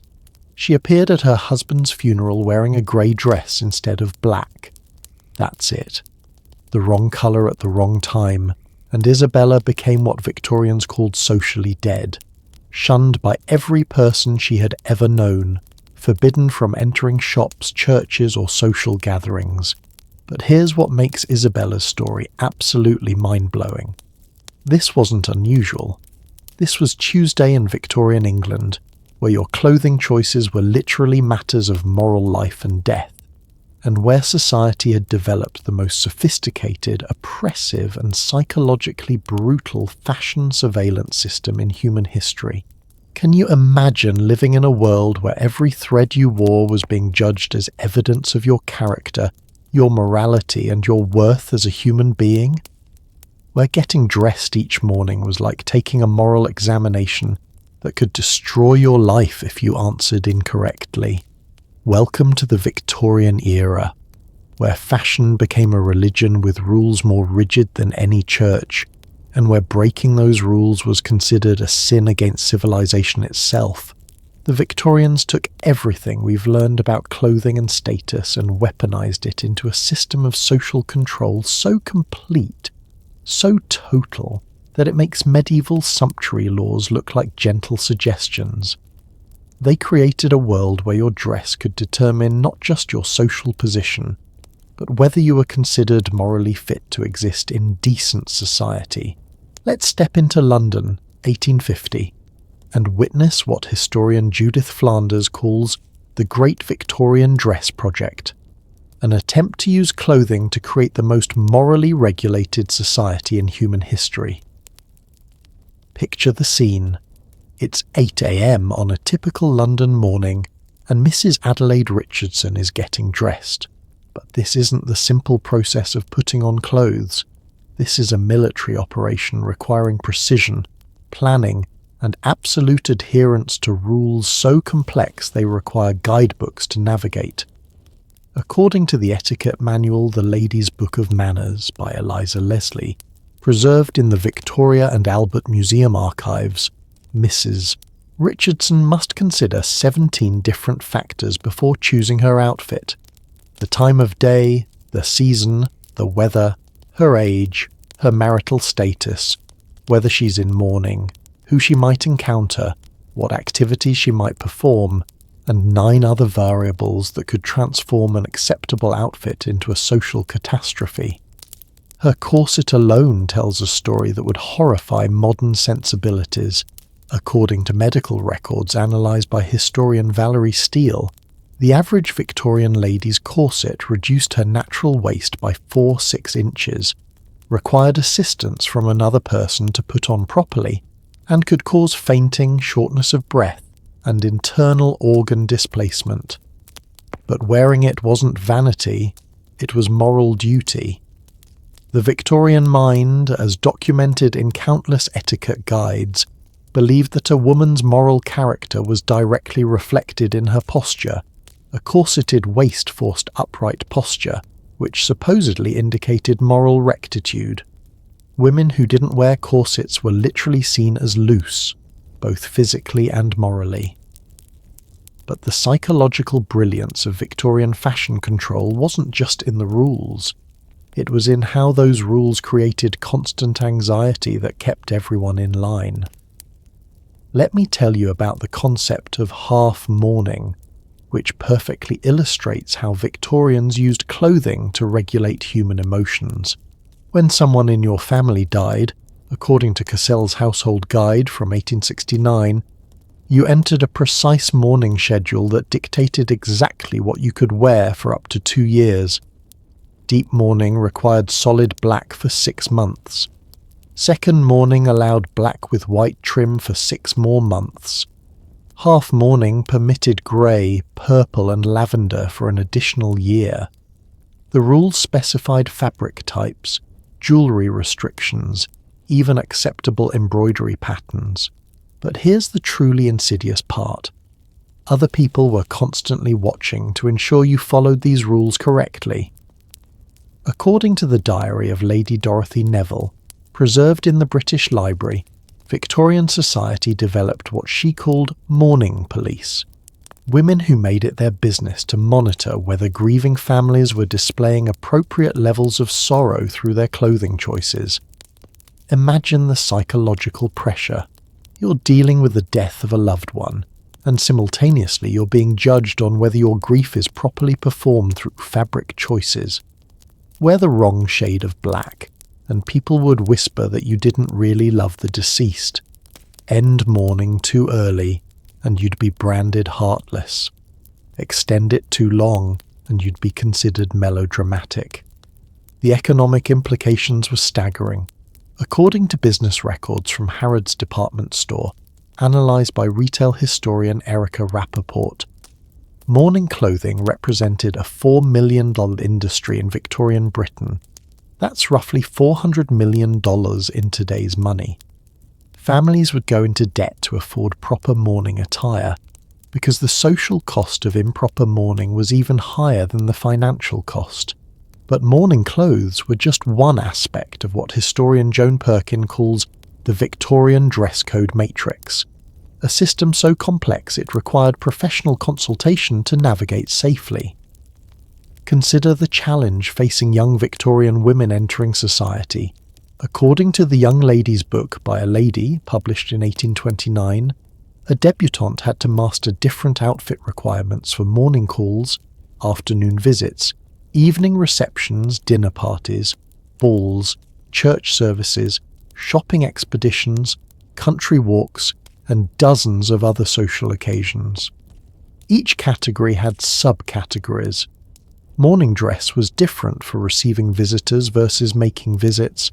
Evening dress varied depending on whether you were married or unmarried, the formality of the occasion, and the season. A single mistake could result in social exile.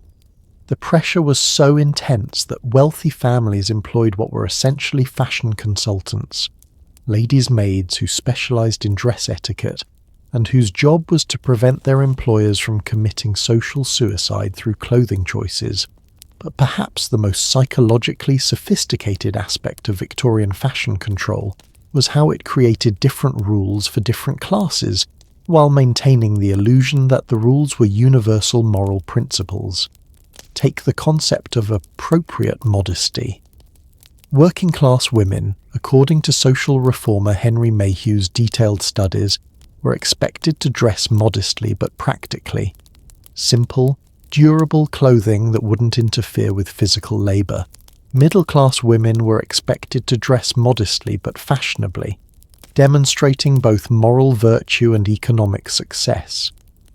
Upper-class women were expected to dress modestly but expensively, proving their refinement through costly displays of restraint. The genius was that each class was told their dress code represented universal moral standards, when actually each code was designed to keep people within their assigned social positions. Let me share the story of Sarah Stickney Ellis, whose life perfectly illustrates how Victorian fashion rules could destroy even those who tried to follow them perfectly. Sarah was the author of The Women of England, one of the most popular etiquette guides of the Victorian era, teaching women how to dress and behave properly. But according to her personal letters, preserved in the Bodleian Library, Sarah lived in constant terror of making fashion mistakes herself. She describes spending hours each morning agonizing over clothing choices, consulting multiple guidebooks, and still feeling paralyzed by the fear that she might inadvertently violate some obscure rule of propriety. The irony is devastating. The woman who taught others how to dress properly was herself psychologically tortured by the very system she helped promote. Her letters reveal a person trapped in a prison of her own creation, where expertise provided no escape from anxiety. The men's fashion rules were equally oppressive, though different in character. According to Thomas Carlyle's social commentary, Sartor Resartus, Victorian men faced what he called the tyranny of the black coat, a system where respectability required increasingly uniform, joyless clothing. By 1850, according to fashion historian Christopher Breward's research, middle-class and upper-class men had essentially one acceptable outfit: black or dark blue coat, light-coloured trousers, white shirt, dark tie, and top hat. Any deviation, a colourful waistcoat, an unconventional hat, a non-standard coat cut, could mark a man as unreliable, frivolous, or morally suspect. The psychological impact was profound. Men's clothing became a daily reminder that individual expression was less important than social conformity. Fashion, which had once been a form of artistic expression, became a uniform of respectability. But the most disturbing aspect of Victorian fashion control was how it was used to police sexuality and gender roles with unprecedented precision. The famous Victorian emphasis on covering women's bodies wasn't just about modesty. It was about creating a visual system that constantly reminded everyone of women's supposed moral fragility and need for protection. According to medical text analysed by historian Ornella Muscucci, Victorians believed that women's moral nature was so delicate that exposure to inappropriate sights, sounds, or experiences could cause permanent psychological damage. Women's clothing reinforced this ideology through every design element. Long sleeves protected against moral contamination through physical contact. High necklines prevented inappropriate thoughts in male observers.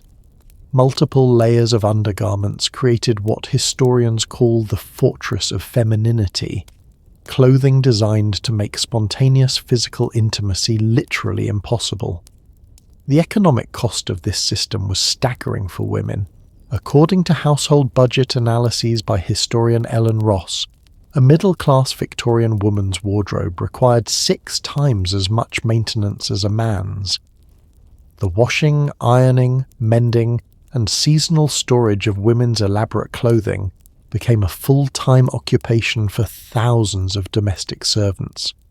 But here's what makes this story truly remarkable.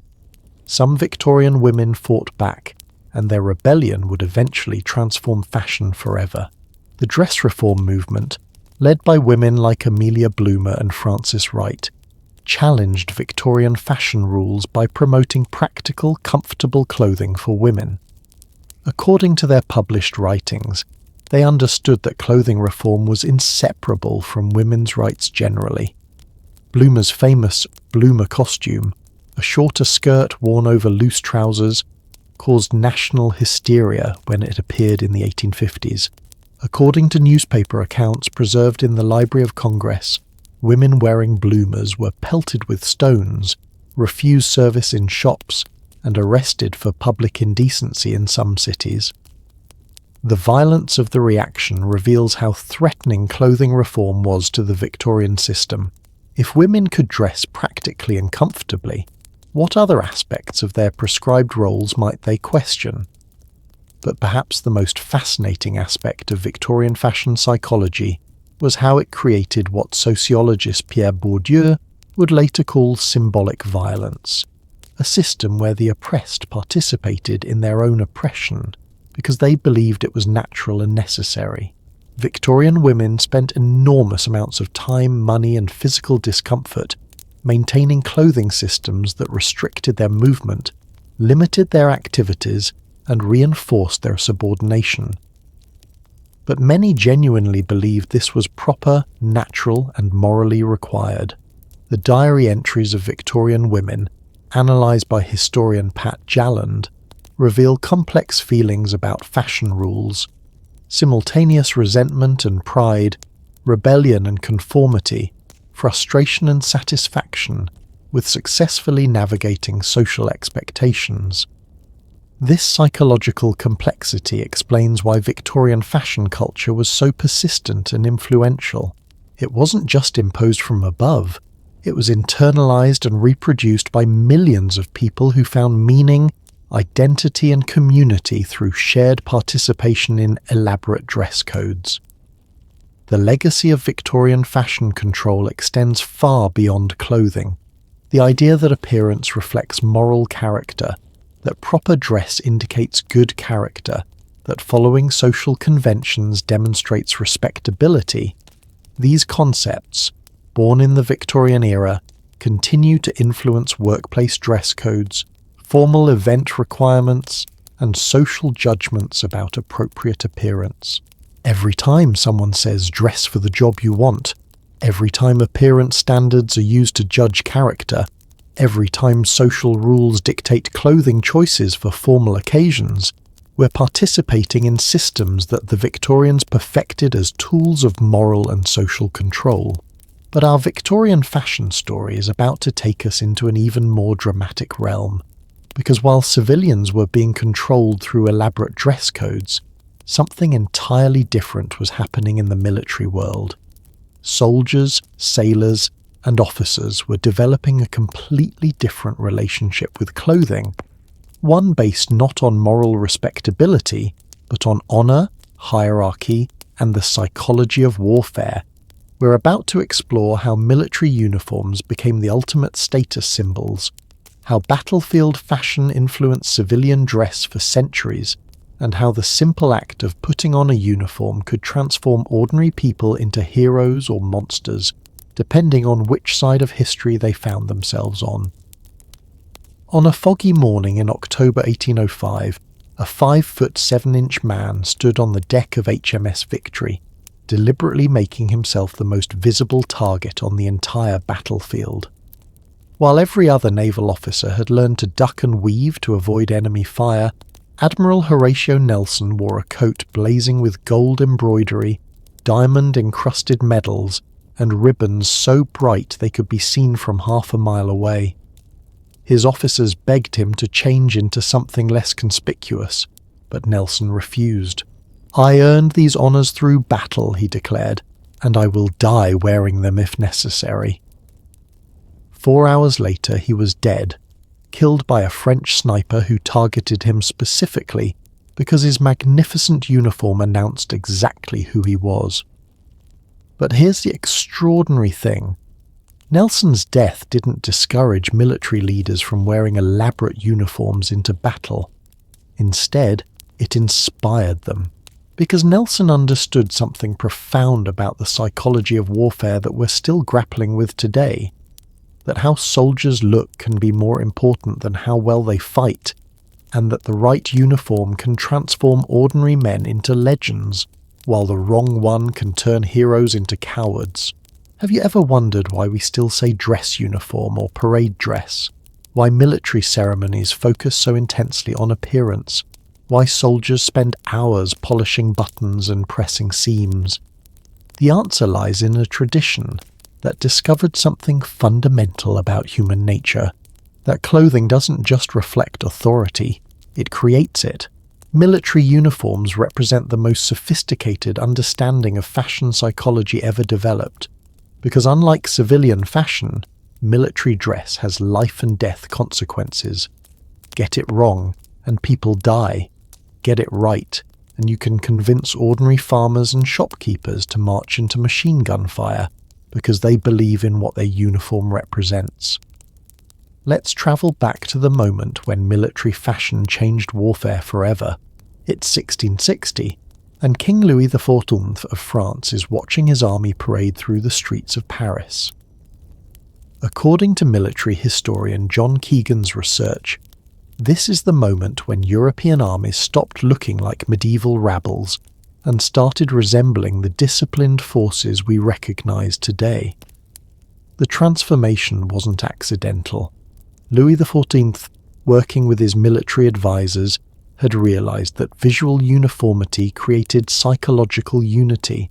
When soldiers dressed identically, they began thinking identically. When they looked disciplined, they became disciplined. When their appearance communicated professionalism and order, they started behaving professionally and maintaining order.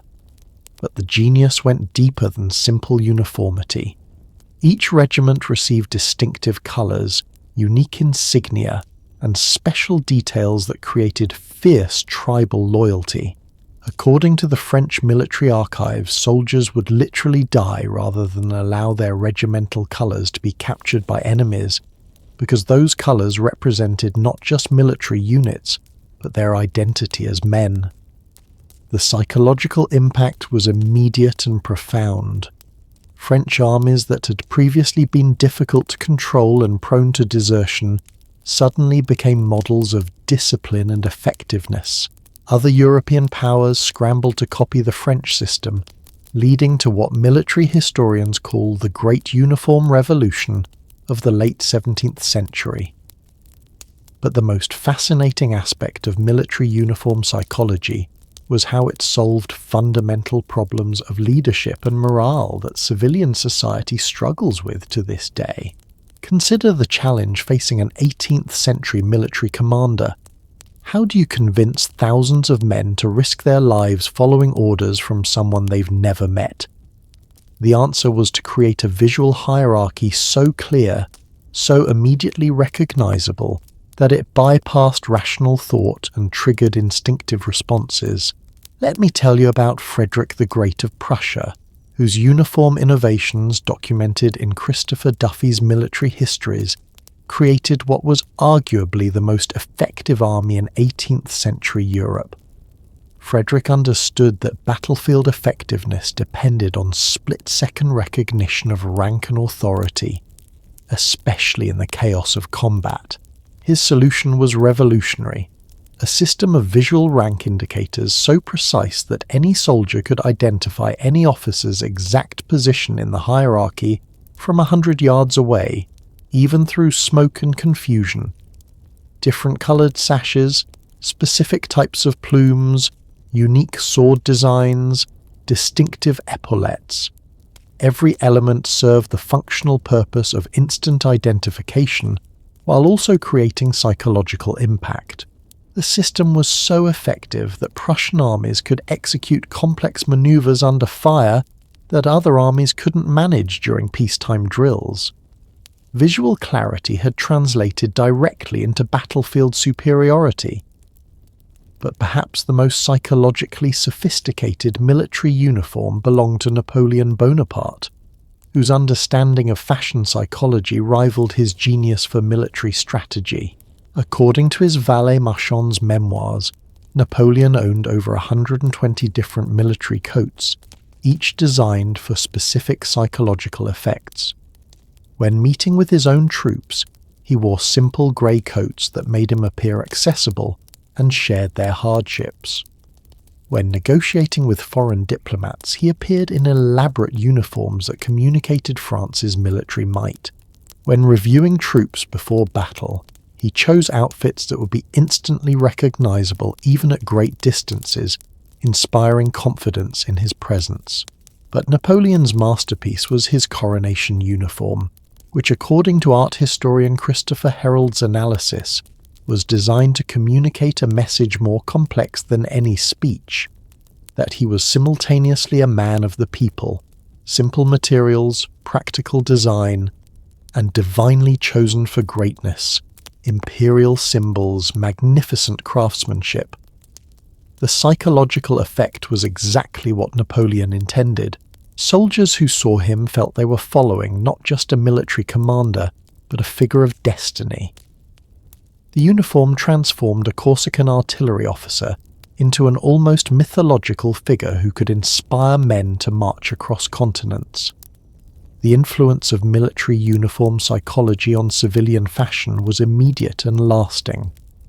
According to fashion historian Daniel Roche's research, virtually every element of men's fashion from 1750 to 1850 was influenced by military dress. The tailored coat, structured shoulders, brass buttons, precise fit, all originated in military uniforms and gradually spread through civilian society. But the adoption wasn't just aesthetic, it was psychological. Civilian men discovered that military-inspired clothing made them feel more confident, more authoritative, more capable of leadership. The uniforms were teaching lessons about the relationship between appearance and behavior that civilian fashion had never explicitly recognized. The American Civil War provides perhaps the most fascinating case study in military uniform psychology because it pitted two societies with completely different approaches to military dress against each other.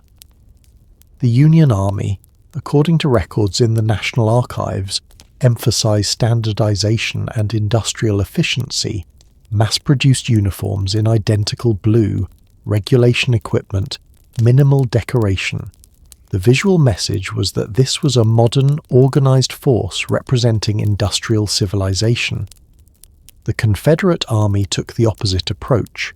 According to James McPherson's research in Battle Cry of Freedom, Confederate uniforms emphasized individual distinction, regional identity, and aristocratic military traditions.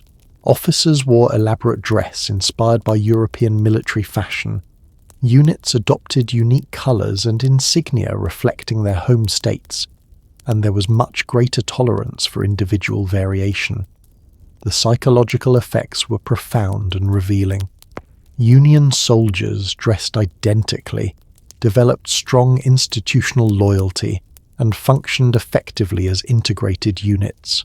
Confederate soldiers, dressed distinctively, maintained fierce personal and regional pride but struggled with overall military coordination. The outcome of the war reflected in part these different approaches to uniform psychology. The Union's emphasis on standardization and industrial efficiency ultimately proved more effective than the Confederacy's focus on individual distinction and traditional military elegance. But perhaps the most disturbing aspect of military uniform psychology is how it can be used to override moral judgment and individual responsibility. The Stanford Prison Experiment, conducted by Philip Zimbardo in 1971, demonstrated scientifically what military leaders had known intuitively for centuries, that putting people in uniforms can fundamentally alter their behavior and moral reasoning. When ordinary college students were dressed as guards and prisoners, they quickly adopted the psychological patterns associated with those roles. The uniforms didn't just change how they looked, they changed who they were, at least temporarily. This psychological power explains both the positive and negative potential of military uniform culture. The same psychological mechanisms that can inspire ordinary people to extraordinary heroism can also enable atrocities and war crimes. The Nazi SS understood this principle and deliberately designed uniforms to maximize psychological impact.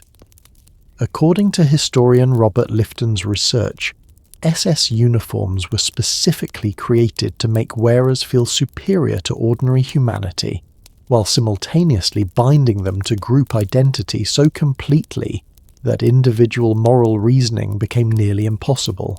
The stark black colors, precise tailoring, and death's head symbols weren't just intimidating to enemies, they were psychologically transformative for the wearers themselves. The uniforms created what Lifton calls doubling, the development of a military identity so complete that it could override civilian moral training. But military uniform psychology also created some of the most inspiring examples of human courage and dedication in history. Consider the Tuskegee Airmen, the African-American fighter pilots of World War II. According to historian Daniel Holman's research, These men faced discrimination and segregation throughout American society, but when they put on their pilot uniforms, they transformed not just their own self-perception, but the perceptions of everyone who saw them. Their immaculate dress, precise bearing, and professional competence in uniform became powerful weapons against racism. They understood that their appearance in military dress was challenging fundamental assumptions about African American capabilities and worth. The psychological impact extended far beyond the military. When African American civilians saw these men in uniform, they saw proof that barriers could be broken and excellence achieved despite systematic oppression. The uniforms became symbols of possibility and progress. The influence of military uniform psychology on modern professional dress is profound and often unrecognized. The business suit, according to fashion historian Anne Hollander's analysis, is essentially a civilian adaptation of military uniform principles: standardized appearance that creates group identity, clear visual hierarchies through quality and fit, and emphasis on discipline and attention to detail. Corporate dress codes operate on the same psychological principles as military uniform regulations. They create visual unity that promotes psychological unity, establish hierarchies through appearance standards, and use clothing to reinforce institutional values and expectations. Even modern casual wear reflects military influence. Polo shirts, khaki pants, bomber jackets, cargo pockets, all originated in military uniforms and carry subtle psychological associations with competence, reliability, and leadership. The digital age has created new challenges for military uniform psychology. When warfare increasingly involves remote operations, cyber attacks, and unmanned systems, the traditional role of uniforms in creating battlefield identity becomes more complex. But rather than becoming obsolete, military uniform culture has adapted and evolved. Modern military dress emphasizes technological sophistication, international cooperation, and professional competence, reflecting the changing nature of contemporary military operations. The psychological principles remain constant. Uniforms create identity, establish hierarchy, build morale, and communicate values. Whether worn by Roman legionnaires or modern special forces, military dress continues to serve the fundamental human need to transform individuals into effective groups. Every time you straighten your tie before an important meeting, every time you choose clothes that make you feel more confident and professional, every time you notice how differently people treat you based on your appearance, you're experiencing the psychological legacy of military uniform culture. The lessons learned on ancient battlefields about the relationship between appearance and performance, between visual identity and group loyalty, between dress and discipline. These insights continue to shape how we think about clothing, authority, and human behavior in virtually every aspect of modern life. But our exploration of uniform psychology is about to take us across the globe to discover how completely different cultures develop their own sophisticated systems of dress-based social control. We're traveling to the East, where silk robes encoded with dragons and phoenixes could determine the fate of empires, where seasonal clothing changes were matters of imperial decree, and where the colour of your hat could indicate not just your social rank, but your relationship with cosmic forces that govern the universe itself. Deep within the forbidden city of Beijing, behind walls that no foreign eye had seen for centuries, an emperor sits motionless as dozens of servants dress him in a robe that took 3 years to create. But this isn't just getting dressed. This is a sacred ritual where every thread, every symbol, every colour has been precisely calculated to maintain the harmony between heaven and earth. The emperor's robe contains exactly 12 imperial symbols representing cosmic forces, 9 golden dragons facing the eternal flame of imperial power, and thread of gold so fine that a single sleeve cost more than most European kingdoms could afford.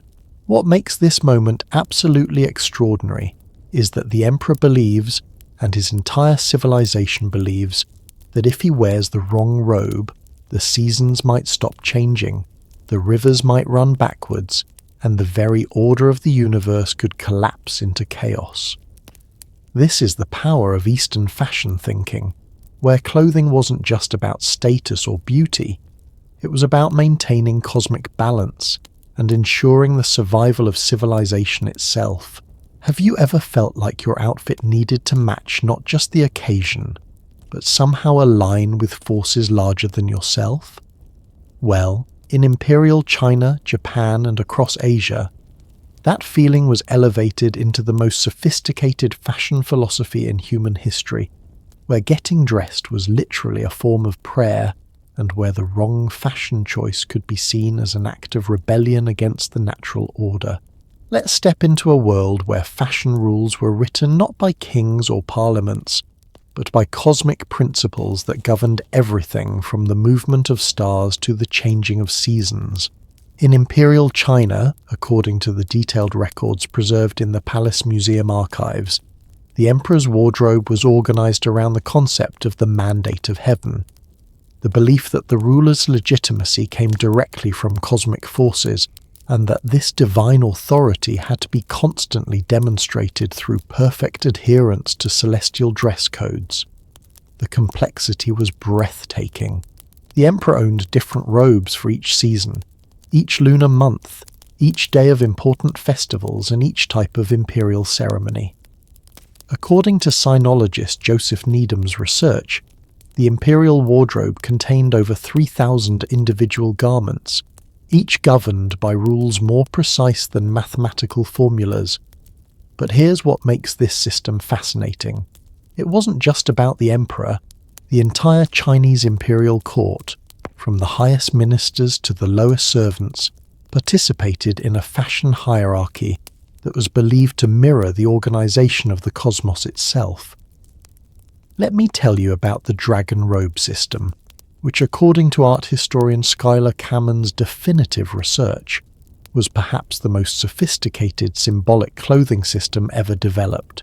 The emperor's dragon robes contained exactly 9 dragons, but only 8 were visible, because Chinese cosmology held that the 9th dragon was hidden, representing the mysterious nature of imperial power itself. Each dragon had 5 claws, while princes could wear robes with 4-clawed dragons, and high officials were limited to 3-clawed versions. But it goes deeper. The dragons faced toward a flaming pearl that represented the sun and imperial wisdom. The background colours changed according to seasonal requirements: bright yellow for spring ceremonies, deep blue for winter rituals, red for summer celebrations. According to palace records analysed by curator Clarissa von Spee, wearing the wrong seasonal colour was considered not just a fashion mistake, but a disruption of natural harmony that could bring drought, floods, or other cosmic disasters. The psychological impact of this system was profound and total. When court officials dressed each morning, they were reminded through every thread and symbol of their exact place in a cosmic hierarchy that extended from the emperor down through human society and into the natural world itself. But the most remarkable aspect of Chinese imperial fashion was how it influenced behavior through what anthropologists call embodied cosmology. The idea that wearing certain clothes actually changed your relationship with cosmic forces. Consider the court hat system, documented in the Qing dynasty official records. Different ranks of officials wore hats with different precious stones, different feathers, different materials. A first-rank official wore a ruby button, second rank wore coral, third rank wore sapphire, continuing down through the hierarchy. But these weren't just decorative. They were believed to channel different cosmic energies. According to traditional Chinese medicine texts analysed by historian Paul Unschuld, wearing the appropriate hat button was thought to align the wearer's qi with celestial forces appropriate to their social function. The result was clothing that was simultaneously fashion, religious ritual, and cosmic technology. Getting dressed wasn't just about looking appropriate, it was about maintaining your spiritual connection to the forces that govern the universe. Now let's travel to Japan, where fashion hierarchy developed along completely different principles that were equally sophisticated and even more psychologically complex. The Japanese kimono system, according to textile historian Liza Dalby's research, created what she calls aesthetic terrorism, a fashion culture so refined, so subtle, so dependent on perfect seasonal timing that making the wrong choice could destroy a person's reputation forever. Here's how complex it was. The kimono you wore had to reflect not just the current season, but the specific week within that season. Wearing a cherry blossom pattern 1 week too early or too late was considered evidence of cultural ignorance so severe that it could end political careers and social relationships. According to the diary of Lady Murasaki, author of The Tale of Genji and one of our best sources on Heian court life, court ladies would spend hours each morning consulting calendars, weather reports, and cultural advisors to choose appropriate kimono combinations. A single outfit might consist of 12 different silk layers, each contributing to a color harmony that had to be perfect from every angle and in every type of light. The psychological pressure was extraordinary. Lady Murasaki describes women who became ill from anxiety about their clothing choices and court gatherings where inappropriate dress combinations caused such social humiliation that women withdrew from public life entirely. But the genius of the Japanese system was that it created beauty so sophisticated that it trained the entire society to see and appreciate aesthetic subtleties that would be invisible to outsiders. The concept of iki, an aesthetic ideal that combined simplicity, sophistication, and understated elegance, emerged from centuries of fashion refinement that taught people to find profound beauty in tiny details. The exact width of an obi sash, the precise angle of a hair ornament, the subtle gradation of colours in silk dyeing. This aesthetic education had profound effects on Japanese culture generally. The same sensitivity to subtle beauty that governed clothing choices influenced architecture, garden design, tea ceremony, flower arrangement, and virtually every aspect of cultural expression. Let me share the story of how Western contact with Asian fashion systems created some of the most dramatic cultural misunderstandings in history. Misunderstandings that reveal fascinating differences in how East and West thought about the relationship between clothing and identity. When Portuguese traders first arrived in Japan in 1543, according to missionary accounts preserved in the Jesuit archives, they were astounded by the complexity and expense of Japanese court dress. But they completely misunderstood what they were seeing. The Europeans interpreted elaborate Japanese clothing as simple displays of wealth and status, concepts they understood from their own fashion systems. They missed entirely the spiritual, aesthetic, and cosmic dimensions that made Asian fashion systems fundamentally different from European approaches. The misunderstanding went both directions. When Japanese observers first saw European clothing, according to the chronicles of Japanese diarist Kanemi Yoshida, they were horrified by what seemed like crude disregard for seasonal appropriateness, aesthetic harmony, and spiritual significance. European men wearing the same black clothing year-round seemed to Japanese eyes like spiritual barbarians who had lost all connection to natural rhythms and cosmic forces. The European emphasis on individual expression through fashion seemed chaotic and dangerous to cultures that valued social harmony above personal distinction. But perhaps the most fascinating cultural exchange happened when Asian luxury goods began flowing into European markets through expanded trade networks. The European obsession with Chinese silk, Japanese lacquerware, and Indian textiles wasn't just about acquiring beautiful objects. It was about accessing aesthetic sophistication that European culture hadn't developed. According to art historian Craig Cluness's research on Chinese decorative arts, wealthy Europeans in the 17th and 18th centuries began collecting Asian textiles not to wear, but to display as evidence of their refined taste and global connections.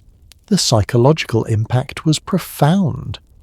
Asian aesthetics challenged European assumptions about the relationship between decoration and meaning, between beauty and function, between individual expression and social harmony.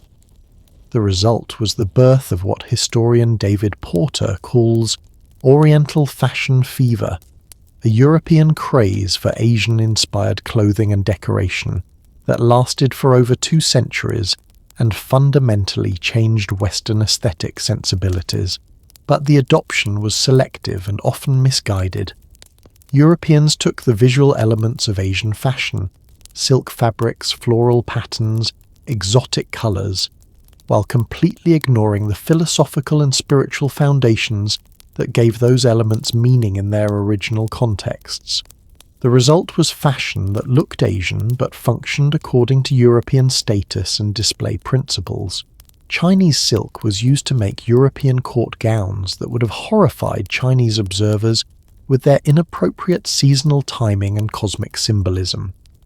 Indian textile historian John Irwin's research reveals how European colonial powers systematically destroyed local textile traditions while simultaneously appropriating their designs for European fashion markets. The same administrators who banned Indian weavers from practicing traditional techniques were shipping Indian-inspired fabrics back to Europe to satisfy fashionable demand for Oriental styles. The psychological impact on Asian cultures was devastating. Traditional fashion systems that had maintained social order and cultural continuity for centuries were disrupted by colonial interference and global market pressures. But perhaps the most remarkable legacy of Asian fashion influence on the West was how it challenged fundamental assumptions about the purpose and meaning of clothing. European fashion had been primarily about displaying individual wealth, status, and power. Asian fashion systems introduced concepts of clothing as spiritual practice, aesthetic education, and cosmic alignment that were completely foreign to Western thinking. The encounter forced both cultures to reconsider basic questions. What is fashion for? How should clothing relate to natural rhythms? What is the proper relationship between individual expression and social harmony? How can dress contribute to spiritual development? These questions, first raised through cultural contact between East and West, continue to influence contemporary fashion thinking. The modern emphasis on sustainable fashion, mindful consumption, and clothing choices that reflect personal values rather than just social status, all of these concepts can be traced back to the influence of Asian fashion philosophies on Western thinking. The Japanese concept of mono-no-aware, finding beauty in impermanence and imperfection, has influenced contemporary designers who create clothing meant to age gracefully and develop character through wear. The Chinese principle of seasonal dressing in harmony with natural cycles has inspired modern fashion collections, organized around environmental consciousness and respect for natural rhythms. The Indian tradition of textile production as spiritual practice has influenced contemporary makers who see clothing creation as meditation and cultural preservation. Every time you choose an outfit that feels spiritually or emotionally right, rather than just socially appropriate, every time you consider the environmental or cultural impact of your fashion choices, every time you find beauty in subtle details rather than obvious display, you're participating in ways of thinking about clothing that originated in Asian fashion philosophies thousands of years ago. But our exploration of global fashion consciousness is about to cross the Atlantic to discover how a young nation, born from revolution and democratic ideals, would challenge every fashion hierarchy we've encountered so far. We're heading to America, where clothing rules were about to be rewritten by people who believed that what you wore should reflect not where you came from, but what you could achieve through your own effort and determination. So, picture a muddy street in Boston, 1773, where two men stand face to face in what might be the most revolutionary fashion confrontation in human history. On one side, Lord Percy, representing everything we've learned about European fashion hierarchy: powdered wig, silk stockings, gold-braided coat worth more than most colonists earned in 5 years. On the other, Samuel Adams, deliberately dressed in rough homespun wool, leather boots, and a simple tricorn hat that cost less than Percy's pocket watch. But here's what makes this moment extraordinary. Adams isn't wearing cheap clothes because he's poor. He's wearing them because he's making the most dangerous political statement imaginable: that a man's worth should be measured not by his inherited wealth or aristocratic connections, but by his character and his contributions to society. This confrontation would spark a fashion revolution more radical than anything we've seen before, a complete rejection of thousands of years of clothing hierarchy in favour of something that had never been attempted: democratic dress for a democratic society. Do you remember the last time you consciously chose to dress down for an important occasion? Maybe wore jeans to a fancy restaurant, or chose comfort over formality for a job interview. That impulse, the idea that authenticity might be more valuable than adherence to dress codes, that's pure American fashion DNA, born from colonists who decided that European fashion rules were just another form of tyranny they needed to overthrow. The American approach to fashion was revolutionary because it challenged the fundamental assumption that had governed clothing throughout human history: that appearance should reflect your place in a fixed social hierarchy.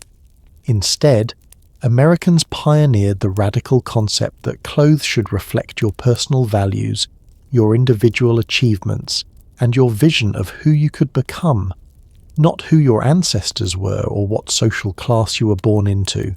Let's travel back to the Continental Congress of 1774, where, according to John Adams' diary entries, the delegates made a collective decision that would reshape fashion psychology forever. They agreed to appear at all congressional sessions wearing clothes made exclusively from American materials, rejecting the imported European luxuries that had previously marked colonial elite status. This wasn't just economic boycott, it was fashion warfare. According to historian Kate Hallman's research, the homespun movement represented the first time in recorded history that the entire political class voluntarily dressed down to make a moral and political point. George Washington, who according to his tailor's records had previously spent the equivalent of $50,000 per year on imported European clothing, began appearing in public wearing simple brown suits made from American wool. Benjamin Franklin showed up at the French court, the most fashion-obsessed environment in Europe, wearing a plain brown coat, unpowdered hair, and simple spectacles. The psychological impact was electric. European observers were simultaneously horrified and fascinated by these American leaders, who seemed to be rejecting everything that civilization had taught about the relationship between clothing and authority. But the genius of the American fashion revolution wasn't just negative. It wasn't just about rejecting European hierarchy. It was positive. Americans were inventing entirely new concepts of what fashion could mean and accomplish. Consider the concept of Republican simplicity, which, according to political historian David Waldstreicher, became the foundational principle of early American dress culture. The idea was revolutionary, that in a society based on merit rather than birth, clothing should communicate competence, reliability, and democratic values rather than inherited wealth or aristocratic privilege. This created fascinating psychological tensions. American leaders needed to look authoritative enough to command respect, but not so elaborate that they seemed to be imitating European aristocracy. They had to appear prosperous enough to demonstrate American success, but not so luxurious that they violated democratic principles of equality. The solution was what historian Jennifer Jones calls a democratic luxury: high-quality materials and excellent craftsmanship, but expressed through simplicity, functionality, and understated elegance rather than ostentatious display. Let me tell you about Abigail Adams, whose fashion choices perfectly illustrate how American women navigated these new democratic dress codes. According to her extensive correspondence, preserved in the Massachusetts Historical Society, Abigail understood that as the president's wife, her clothing choices would be scrutinized as statements about American values. Her solution was brilliant. She wore American-made fabrics in European-inspired styles, but modified to be more practical and less ornate than their aristocratic models. Her gowns were beautifully made but featured simpler lines, fewer decorative elements, and materials that could withstand the practical demands of American social life. The result was a distinctly American aesthetic that communicated refinement without pretension, success without arrogance, and elegance without exclusivity. But perhaps the most revolutionary aspect of early American fashion was how it dealt with the relationship between wealth and appearance. European fashion had always assumed that the wealthy should dress elaborately to display their status and maintain social hierarchy. American fashion, influenced by Protestant work ethic and democratic ideology, developed the opposite principle, that truly successful people were so secure in their achievements that they didn't need to show off through clothing. This created what sociologist Thorstein Veblen would later call conspicuous underconsumption, the idea that dressing modestly despite having wealth was actually a superior form of status display than traditional luxury. The psychological implications were profound. For the first time in human history, a society was teaching its citizens that restraint in dress was more admirable than extravagance, that simplicity was more sophisticated than complexity, that authenticity was more valuable than adherence to arbitrary fashion rules. The economic impact was equally revolutionary. American fashion independence sparked what historian Laurel Thatcher Ulrich calls the Great American Textile Boom, the rapid development of domestic cloth production that made the United States economically independent from European luxury imports. According to manufacturing records analysed by economist Diane Lindstrom, American textile production increased by over 400% between 1790 and 1830, driven largely by demand for distinctly American styles that European manufacturers couldn't or wouldn't produce. But the most fascinating development was how American fashion began influencing social mobility in ways that European fashion never could.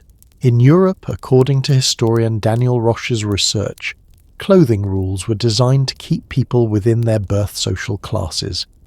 In America, fashion became a tool for social advancement, a way for ambitious individuals to signal their aspirations and demonstrate their worthiness for higher social positions. The key was that American fashion rules emphasized character traits, reliability, competence, industriousness, rather than inherited status markers. A well-tailored but simple suit could communicate that the wearer was serious, hard-working and trustworthy, regardless of his family background. This created unprecedented social fluidity. According to foreign observers like Alexis de Tocqueville, visitors to America were constantly surprised to discover that people they had assumed were born wealthy were actually self-made, and that individuals with aristocratic mannerisms might actually come from humble backgrounds. Fashion had become a language of aspiration rather than a system of social control. The Civil War accelerated these democratic fashion trends in ways that shocked European observers. According to Union Army records, Abraham Lincoln deliberately chose his clothing to communicate his connection to common soldiers rather than his authority as president. His famous stovepipe hat, rumpled black suits, and practical boots were calculated choices designed to show that American leadership came from the people rather than above them.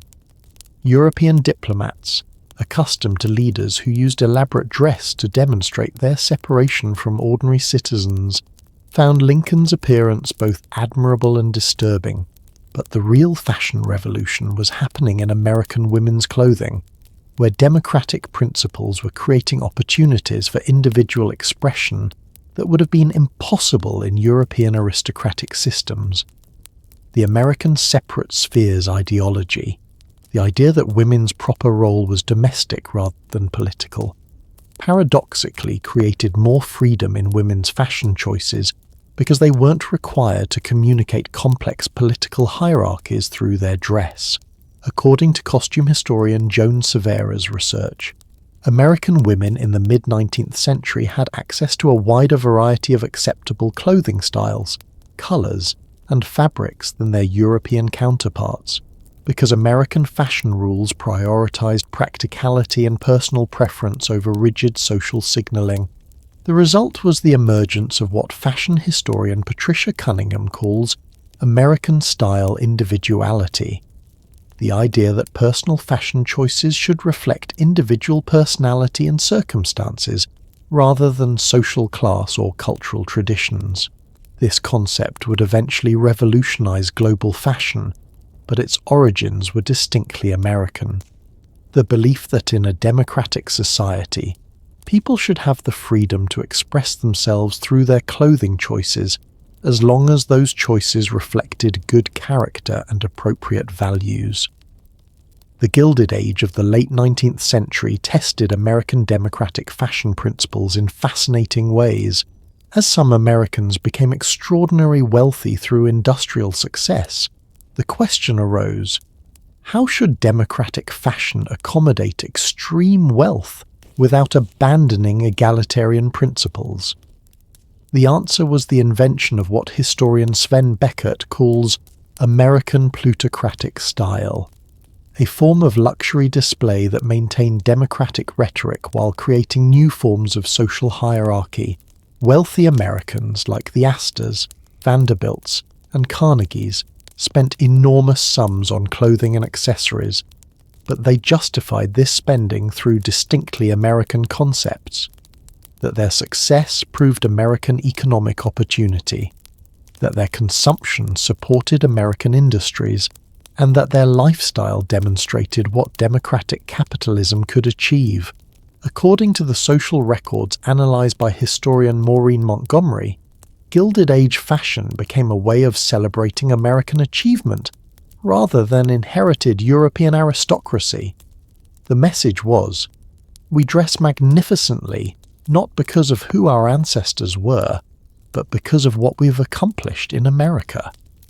But perhaps the most important American fashion innovation was the development of ready-to-wear clothing as a democratic alternative to European custom tailoring. According to business historian Claudia Kidwell's research, American manufacturers pioneered mass production techniques that made well-fitted, stylish clothing available to middle-class consumers for the first time in human history. The psychological impact was revolutionary. Suddenly, a store clerk could afford clothing that was nearly indistinguishable from what wealthy customers wore.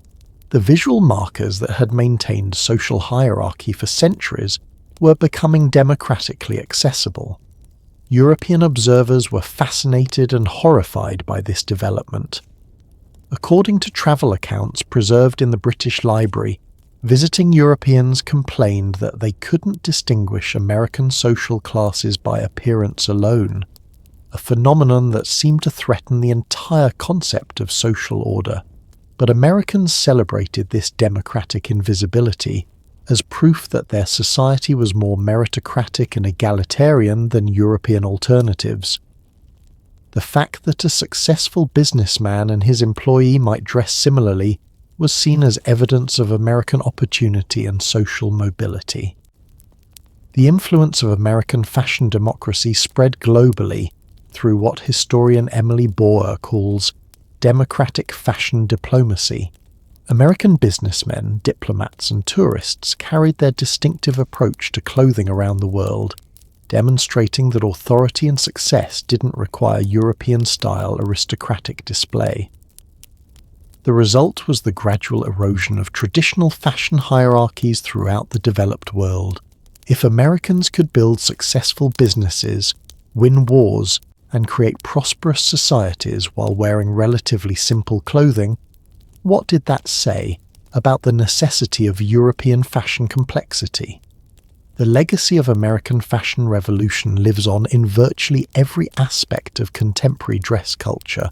The idea that clothing should reflect personal values rather than social position, that individual expression is more important than adherence to traditional rules, that authenticity trumps formality. These concepts originated in the American rejection of European fashion hierarchy. Every time you choose comfort over formality, every time you dress to express your personality rather than your social position, every time you value quality and practicality over ostentation and display, you're participating in a fashion revolution that began with colonial Americans who decided that democratic societies needed democratic dress codes. But our American fashion story is about to encounter its greatest test, as designers and artists began treating clothing not just as democratic expression or practical necessity, but as high art comparable to painting and sculpture. We're approaching the birth of Haute Couture, an explosion of fashion creativity so magnificent and exclusive that it would challenge every democratic principle Americans had fought to establish, while creating beauty so extraordinary that even democratic societies couldn't resist its aristocratic allure. In a dimly lit atelier in Paris, 1858, an Englishman named Charles Frederick Worth is about to commit what might be the most audacious act of fashion rebellion in history. While every other dressmaker in the world humbly follows their customers' instructions, Worth does something unthinkable. He tells the Empress of France what she should wear. Not only that, he signs his name to his creations like an artist signing a painting, demands that clients come to him rather than making house calls, and charges prices so astronomical that a single gown costs more than most people earn in a decade. The shocking part: it works. Within 5 years, Worth has transformed fashion from a service industry into high art, created the first designer celebrity, and established a hierarchy so exclusive that wearing his clothes doesn't just make you fashionable, it makes you part of an elite so rarefied that membership requires not just wealth, but cultural initiation into mysteries of taste that money alone cannot buy. This is the birth of haute couture, the moment when fashion stopped being about clothing and became about something far more powerful, the creation of desire so intense, so sophisticated, that it would reshape how entire societies thought about beauty, status, and human worth. Have you ever wanted something not because you needed it, but because owning it would make you feel like a different person? That psychological mechanism, turning objects into identity transformers, that's haute couture's greatest invention, and it changed the world in ways that extend far beyond fashion. Charles Frederick Worth didn't just start a business. He created an entirely new form of cultural power based on the radical idea that fashion could be art, and that artists should have the same authority over their medium as painters or sculptors have over theirs. According to fashion historian Diana DeMarley's research, Worth's revolutionary insight was understanding that true luxury wasn't just about expensive materials. It was about exclusivity, artistic vision, and the psychological transformation that comes from wearing something that exists nowhere else in the world. His business model was pure genius. Instead of competing on price or convenience, Worth competed on impossibility. According to his preserved business records, he would only accept clients who proved themselves worthy through a complex initiation process that included letters of recommendation from existing clients, personal interviews to assess their taste and social position, and willingness to submit completely to his artistic vision. The psychological impact was immediate and total. For the first time in fashion history, the designer held more power than the customer. Worth's clients, including Empress Eugenie of France, Princess Metternich of Austria, and the wealthiest women in America, would wait months for appointments, accept whatever designs he chose to create for them, and pay whatever prices he demanded. But Worth's genius went deeper than just power dynamics. He understood that haute couture's real product wasn't clothing, it was transformation. According to contemporary accounts preserved in the Fashion Institute of Technology archives, women would describe their Worth fittings in almost religious language, talking about feeling reborn or discovering their true selves through his creations. Let me tell you about the Countess de Castiglione, whose relationship with Worth perfectly illustrates how haute couture psychology worked. According to her biographer Robert de Montesquieu's accounts, the Countess saw her Worth gowns not as clothing, but as costumes for performing different aspects of her personality. She would commission specific gowns for specific psychological effects, a mysterious dress for diplomatic receptions, a commanding gown for political gatherings, an ethereal creation for artistic salons. Each dress was designed to transform not just how she looked, but how she felt and behaved.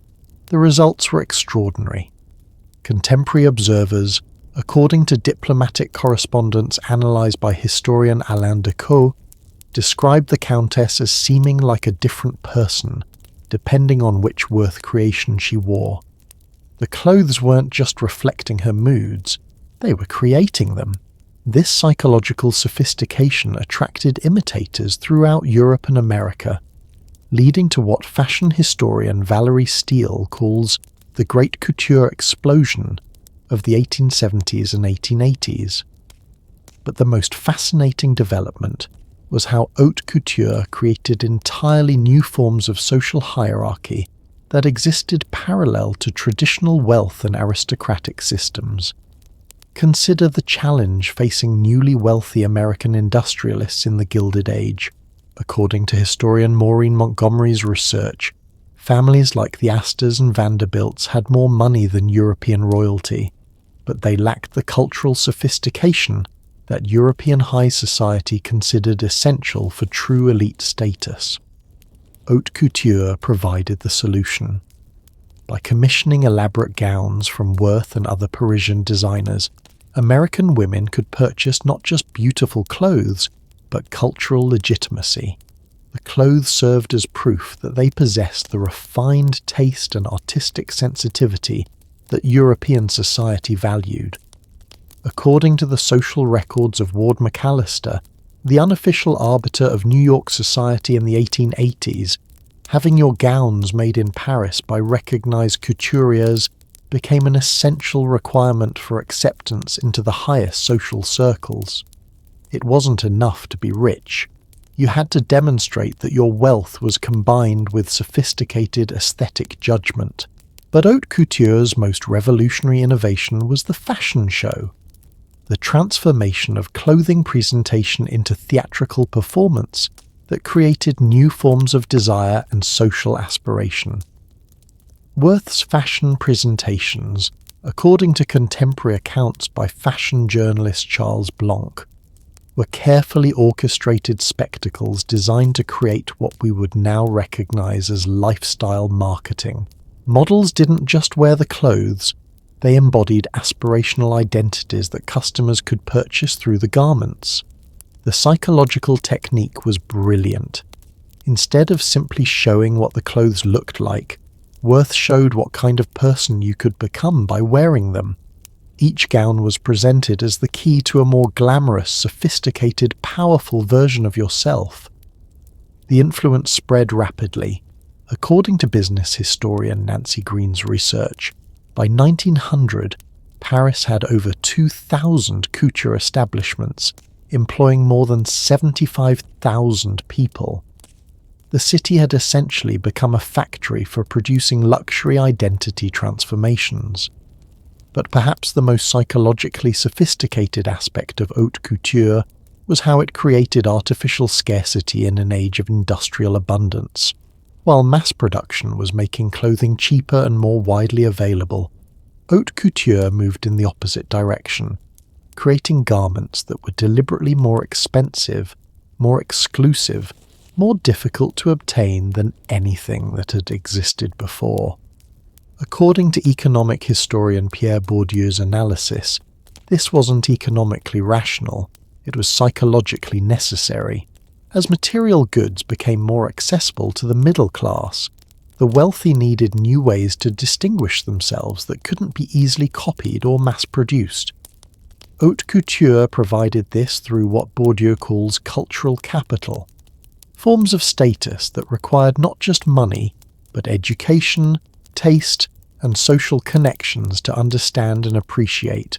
A Worth gown wasn't just expensive, it was coded with artistic and cultural references that only the properly educated could fully comprehend. The cut might reference Renaissance painting, the colour palette might allude to contemporary literature, the overall design might comment on current political events. Wearing haute couture became a form of cultural performance that demonstrated the wearer's sophistication across multiple domains of knowledge and taste. Let me share the story of Lady Duff Gordon, who as Lucille became London's answer to Parisian couture and pioneered techniques that would influence fashion marketing for over a century. According to her autobiography, Discretions and Indiscretions, Lady Duff Gordon understood that haute couture's real magic happened not in the construction of the garments, but in the stories and emotions associated with them. She gave each of her designs poetic names: the sighing sound of lips unsatisfied, a frenzied song of amorous things, that transformed simple evening gowns into narratives of romance and sophistication. Her innovation was understanding that haute couture customers weren't buying clothes. They were buying access to emotional and psychological experiences that seemed impossible to achieve through ordinary means. The technique was so effective that, according to business records analysed by fashion historian Joel Kaplan, Lucille's customers would often commission gowns based entirely on the names and descriptions, without even seeing the actual designs. But the most remarkable aspect of haute couture psychology was how it influenced the broader culture's relationship with beauty, craftsmanship, and artistic value. Before Worth, according to art historian Christopher Bruard's research, fashion was considered a minor decorative art, similar to furniture making or interior decoration. After haute couture, fashion was elevated to the same cultural status as painting, sculpture, and architecture. This elevation had profound implications for how society valued creativity, originality, and artistic vision. Haute couture established the principle that aesthetic innovation deserved the same respect and compensation as technological or scientific innovation. The economic impact was staggering. According to French trade statistics analysed by historian Whitney Walton by 1913, luxury fashion exports represented over 20% of France's total export revenue. An entire national economy had been built around the production and export of aesthetic sophistication. But haute couture also created new forms of psychological pressure and social anxiety that continue to influence contemporary culture. The system created what sociologist Georg Simmel identified as trickle-down fashion pressure, the constant need for each social level to imitate the level above it, while simultaneously seeking ways to distinguish itself from the level below. According to Simmel's analysis, this created a perpetual cycle of fashion anxiety, where no one could ever feel permanently secure in their style choices because the rules were constantly changing as upper levels sought new ways to maintain distinction. The psychological toll was significant. According to the memoirs and diaries analysed by historian Nancy Etkoff, wealthy women in the Haute Couture era described feeling constantly inadequate, always behind the latest trends, never quite sophisticated enough to truly belong in the most exclusive circles. Haute Couture had created a system where perfection was theoretically achievable, but practically impossible, generating the kind of perpetual striving that would become characteristic of modern consumer culture. The influence on gender roles was equally profound. Haute Couture established the modern concept of fashion as primarily a feminine domain, but one where women's sophistication and cultural value were measured by their ability to serve as displays for male wealth and artistic appreciation. According to feminist historian Elizabeth Wilson's analysis, Haute Couture created a complex psychological dynamic where women gained power through their fashion choices, but only within systems ultimately controlled by male designers, male critics, and male economic structures. The legacy of haute couture extends far beyond luxury fashion. The psychological techniques pioneered by Worth and his followers, creating artificial scarcity, using products to sell identity transformation, establishing designer celebrity, marketing lifestyles rather than goods, these became the foundation of modern luxury marketing across all industries. Every time you pay extra for a designer label, every time you feel that owning a particular brand will change how you see yourself, every time you experience the psychological lift that comes from wearing something special, you're participating in emotional and psychological systems that haute couture invented and perfected. But our exploration of fashion as high art is about to encounter the forces that would challenge its exclusivity and aristocratic assumptions. The 20th century was approaching, bringing with it world wars, social revolutions, and technological changes that would force even the most exclusive fashion systems to reckon with democratic pressures and modern realities. We're about to witness how the carefully constructed hierarchies of haute couture would be shaken, transformed, and ultimately democratized by events so dramatic that they would reshape not just fashion, but the entire relationship between clothing and human identity. The year is 1914, and in a small apartment above her boutique at 21 Rue Cambon in Paris, a woman named Gabrielle Chanel is committing what fashion historians would later call the crime of the century. She's taking scissors to a man's polo sweater, cutting it apart and turning it into a dress. But this isn't just alterations, this is revolution. While Europe tears itself apart in the first mechanized war in human history, Chanel is quietly destroying something equally entrenched: the belief that women must suffer for beauty, that luxury requires complexity, and that fashion must follow rules established by male designers for male fantasies about female perfection. By the time the guns fall silent, Chanel will have eliminated the corset, shortened skirts, freed women's arms, and created a new concept that would terrify the fashion establishment: that the most radical luxury might be comfort, simplicity, and the revolutionary idea that women should be able to move freely through the world. This was the moment when fashion stopped serving power and started serving people, when the 20th century's seismic social changes finally caught up with clothing, and everything we thought we knew about dress, status, and identity got turned completely upside down. Think about the most comfortable outfit you own, the one you reach for when you want to feel like yourself rather than impress anyone else. That psychological freedom, that sense that your clothes should serve you rather than constrain you, that's Chanel's gift to the world, born from the chaos of a century that questioned every assumption about human society. The First World War didn't just change politics and technology, it created what fashion historian Valerie Steele calls the Great Clothes Liberation, when practical necessity finally overcame centuries of impractical tradition. When millions of women entered the workforce to replace men who were fighting in trenches, according to labour historian Gail Braben's research, they discovered something revolutionary: that clothes designed for actual human activity worked better than clothes designed for decorative display. Women working in munitions factories couldn't wear 18-inch corseted waists. They needed to breathe while lifting heavy shells. Women driving ambulances couldn't manage long skirts that caught in machinery. They needed clothes that moved with their bodies. Women running hospitals and farms and offices couldn't spend 2 hours each morning being dressed by servants. They needed clothes they could put on themselves. The result, according to costume historian Joan Nunn's analysis, was the fastest transformation in women's fashion in recorded history. Between 1914 and 1920, skirt lengths rose by 12 inches, corsets virtually disappeared, and women's clothing became lighter, simpler, and more practical than it had been since medieval times.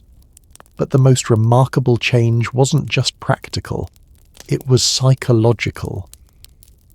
For the first time in centuries, women were choosing clothes based on how those clothes made them feel, rather than how they made others perceive them.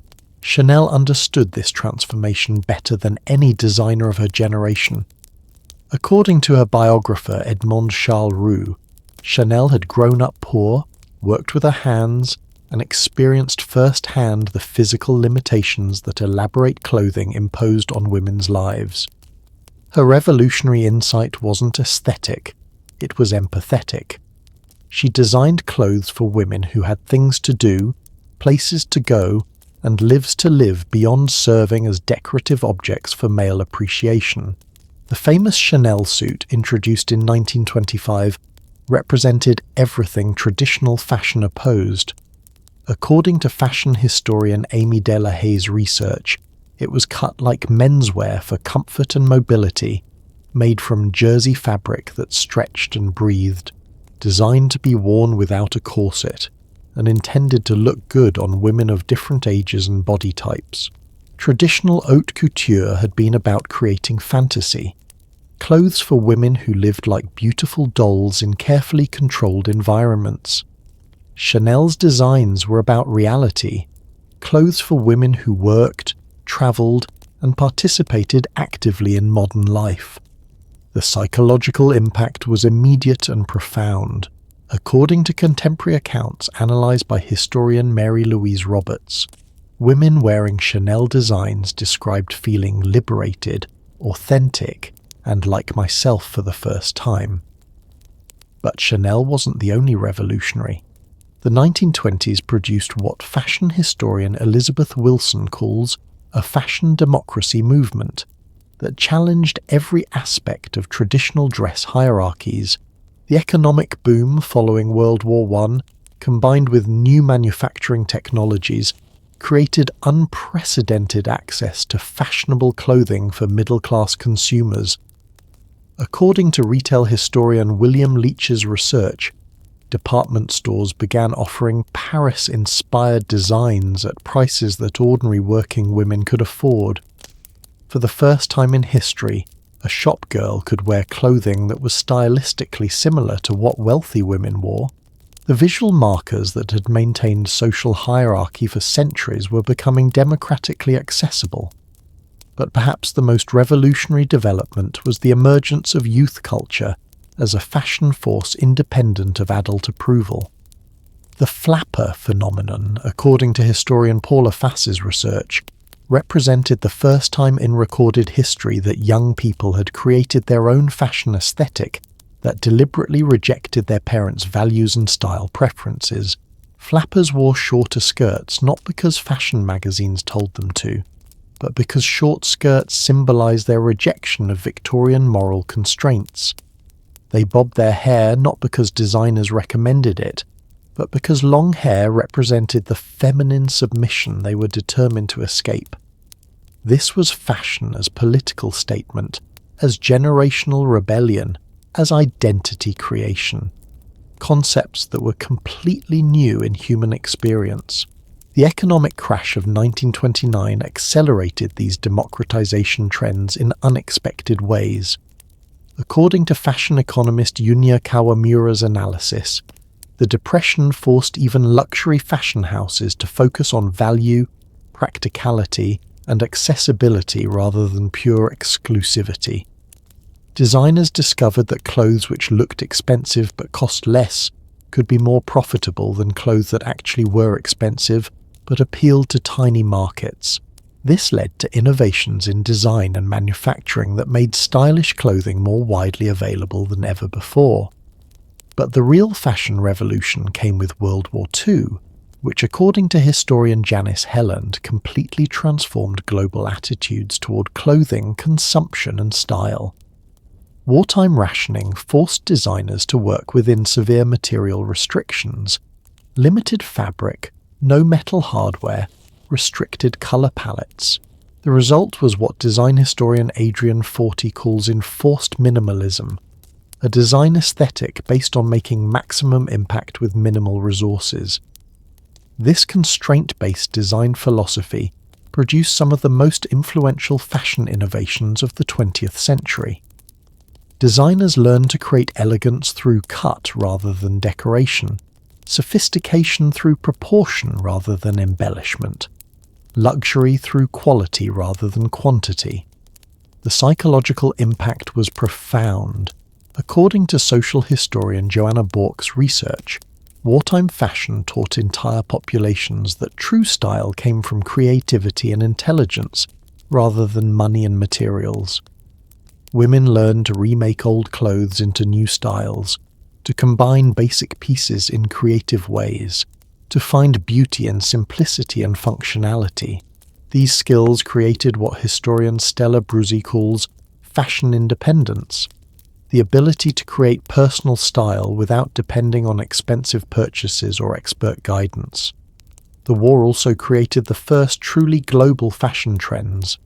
According to cultural historian Penny Sparks' research, military uniforms, civilian utility clothing, and resistance movement styles spread across continents, creating shared aesthetic languages that transcended national and cultural boundaries. But perhaps the most significant wartime fashion development was the rise of ready-to-wear as a legitimate alternative to custom clothing. Mass production techniques developed for military uniforms were adapted for civilian clothing, creating what fashion historian Christopher Bruard calls democratic luxury, high-quality garments available at reasonable prices. The post-war economic boom accelerated these trends dramatically. According to business historian Regina Blaszczyk's research, the 1950s saw the emergence of what she calls mass luxury, the idea that ordinary consumers could afford clothes that looked and felt expensive even if they weren't custom-made. This created new forms of social anxiety and competition. If everyone could afford to look stylish, how could individuals distinguish themselves? The answer was the birth of what sociologist Pierre Bourdieu identified as distinction through knowledge, status competition based on fashion awareness rather than fashion expenditure, understanding the latest trends, knowing which designers were important, being able to identify quality and authenticity. These became new forms of cultural capital that required education and attention rather than just money. The 1960s brought perhaps the most dramatic fashion revolution of the century, the emergence of youth culture as the dominant force in style creation and adoption. For the first time in fashion history, according to cultural historian Dick Hebdige's analysis, young people weren't copying their parents' clothing choices, their parents were copying theirs. The psychological implications were staggering. Fashion had always been a form of social control, teaching younger generations to respect established hierarchies and cultural values.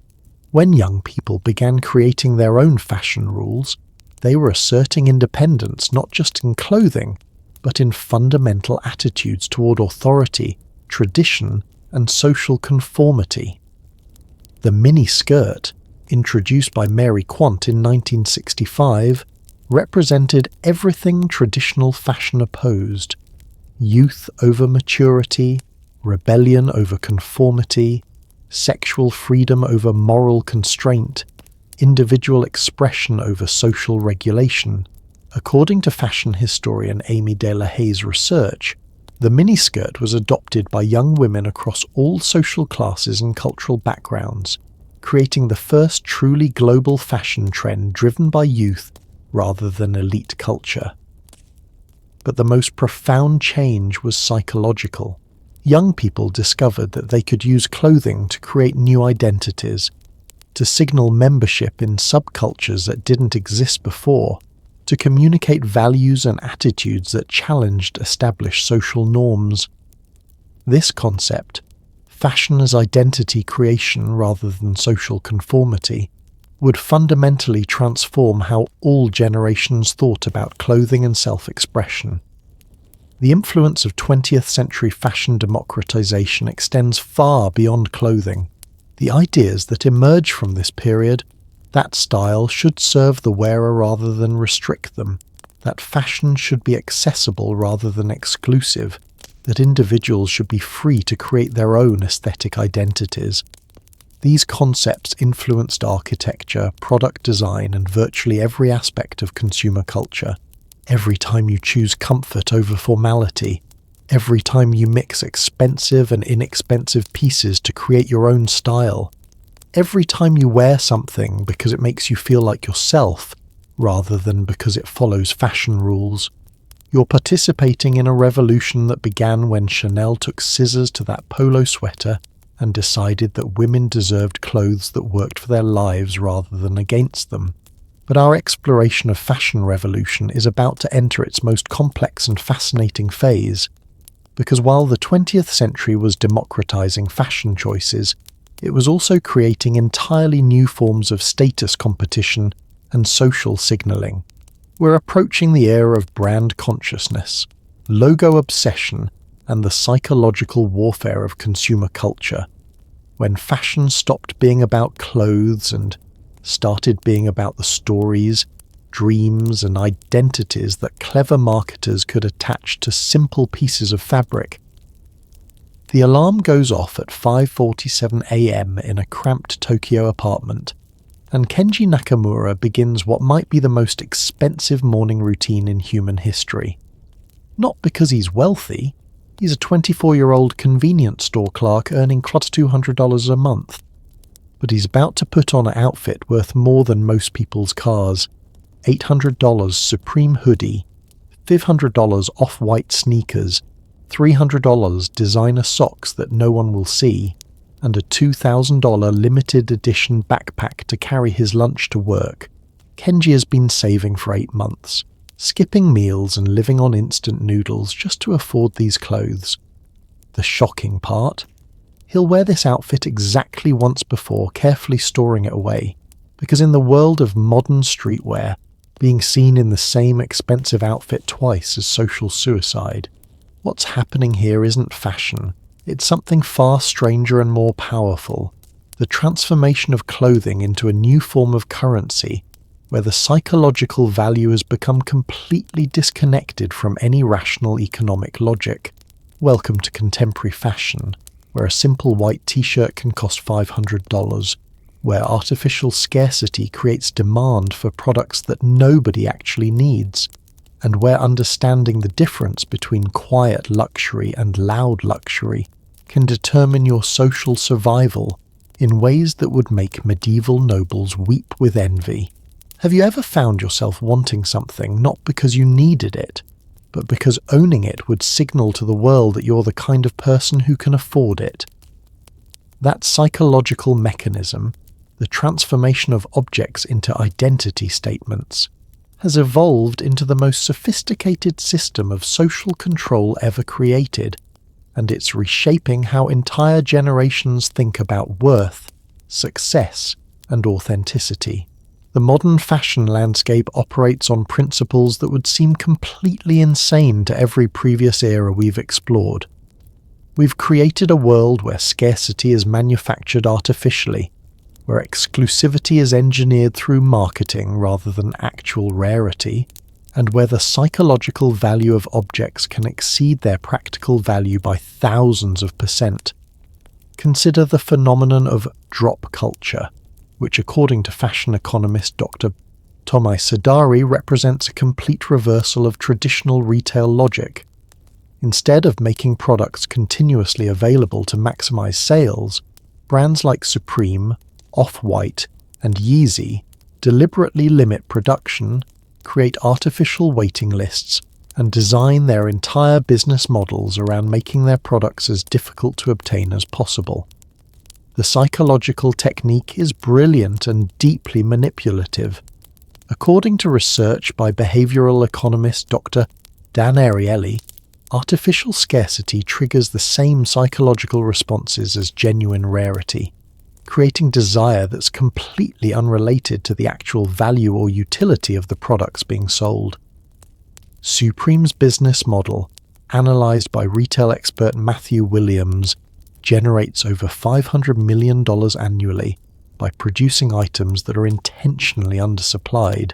A Supreme Box logo hoodie that cost $150 retail will resell for $500 within hours of release, not because the materials or construction justify that price, but because the scarcity creates psychological value that transcends economic logic. But the most fascinating aspect of contemporary fashion psychology is how it's created entirely new forms of social hierarchy that operate parallel to traditional wealth-based status systems. Let me tell you about the concept of cultural capital, which sociologist Pierre Bourdieu identified as a form of status that requires knowledge, education, and social awareness rather than just money. In contemporary fashion, according to fashion anthropologist Dr. Susan Kaiser's research, knowing which brands are authentic, understanding the cultural significance of specific collaborations, and being able to identify quality and craftsmanship have become more important than simply wearing expensive clothes. This has created what fashion critic Rachel Tashjian calls fashion gatekeeping, systems where cultural insiders use specialized knowledge to maintain exclusivity even when the actual products become more widely available. Consider the psychology behind quiet luxury versus logo-heavy fashion. According to luxury market analyst Claudia D'Arpizio's research for Bain & Company, the wealthiest consumers increasingly prefer brands that signal sophistication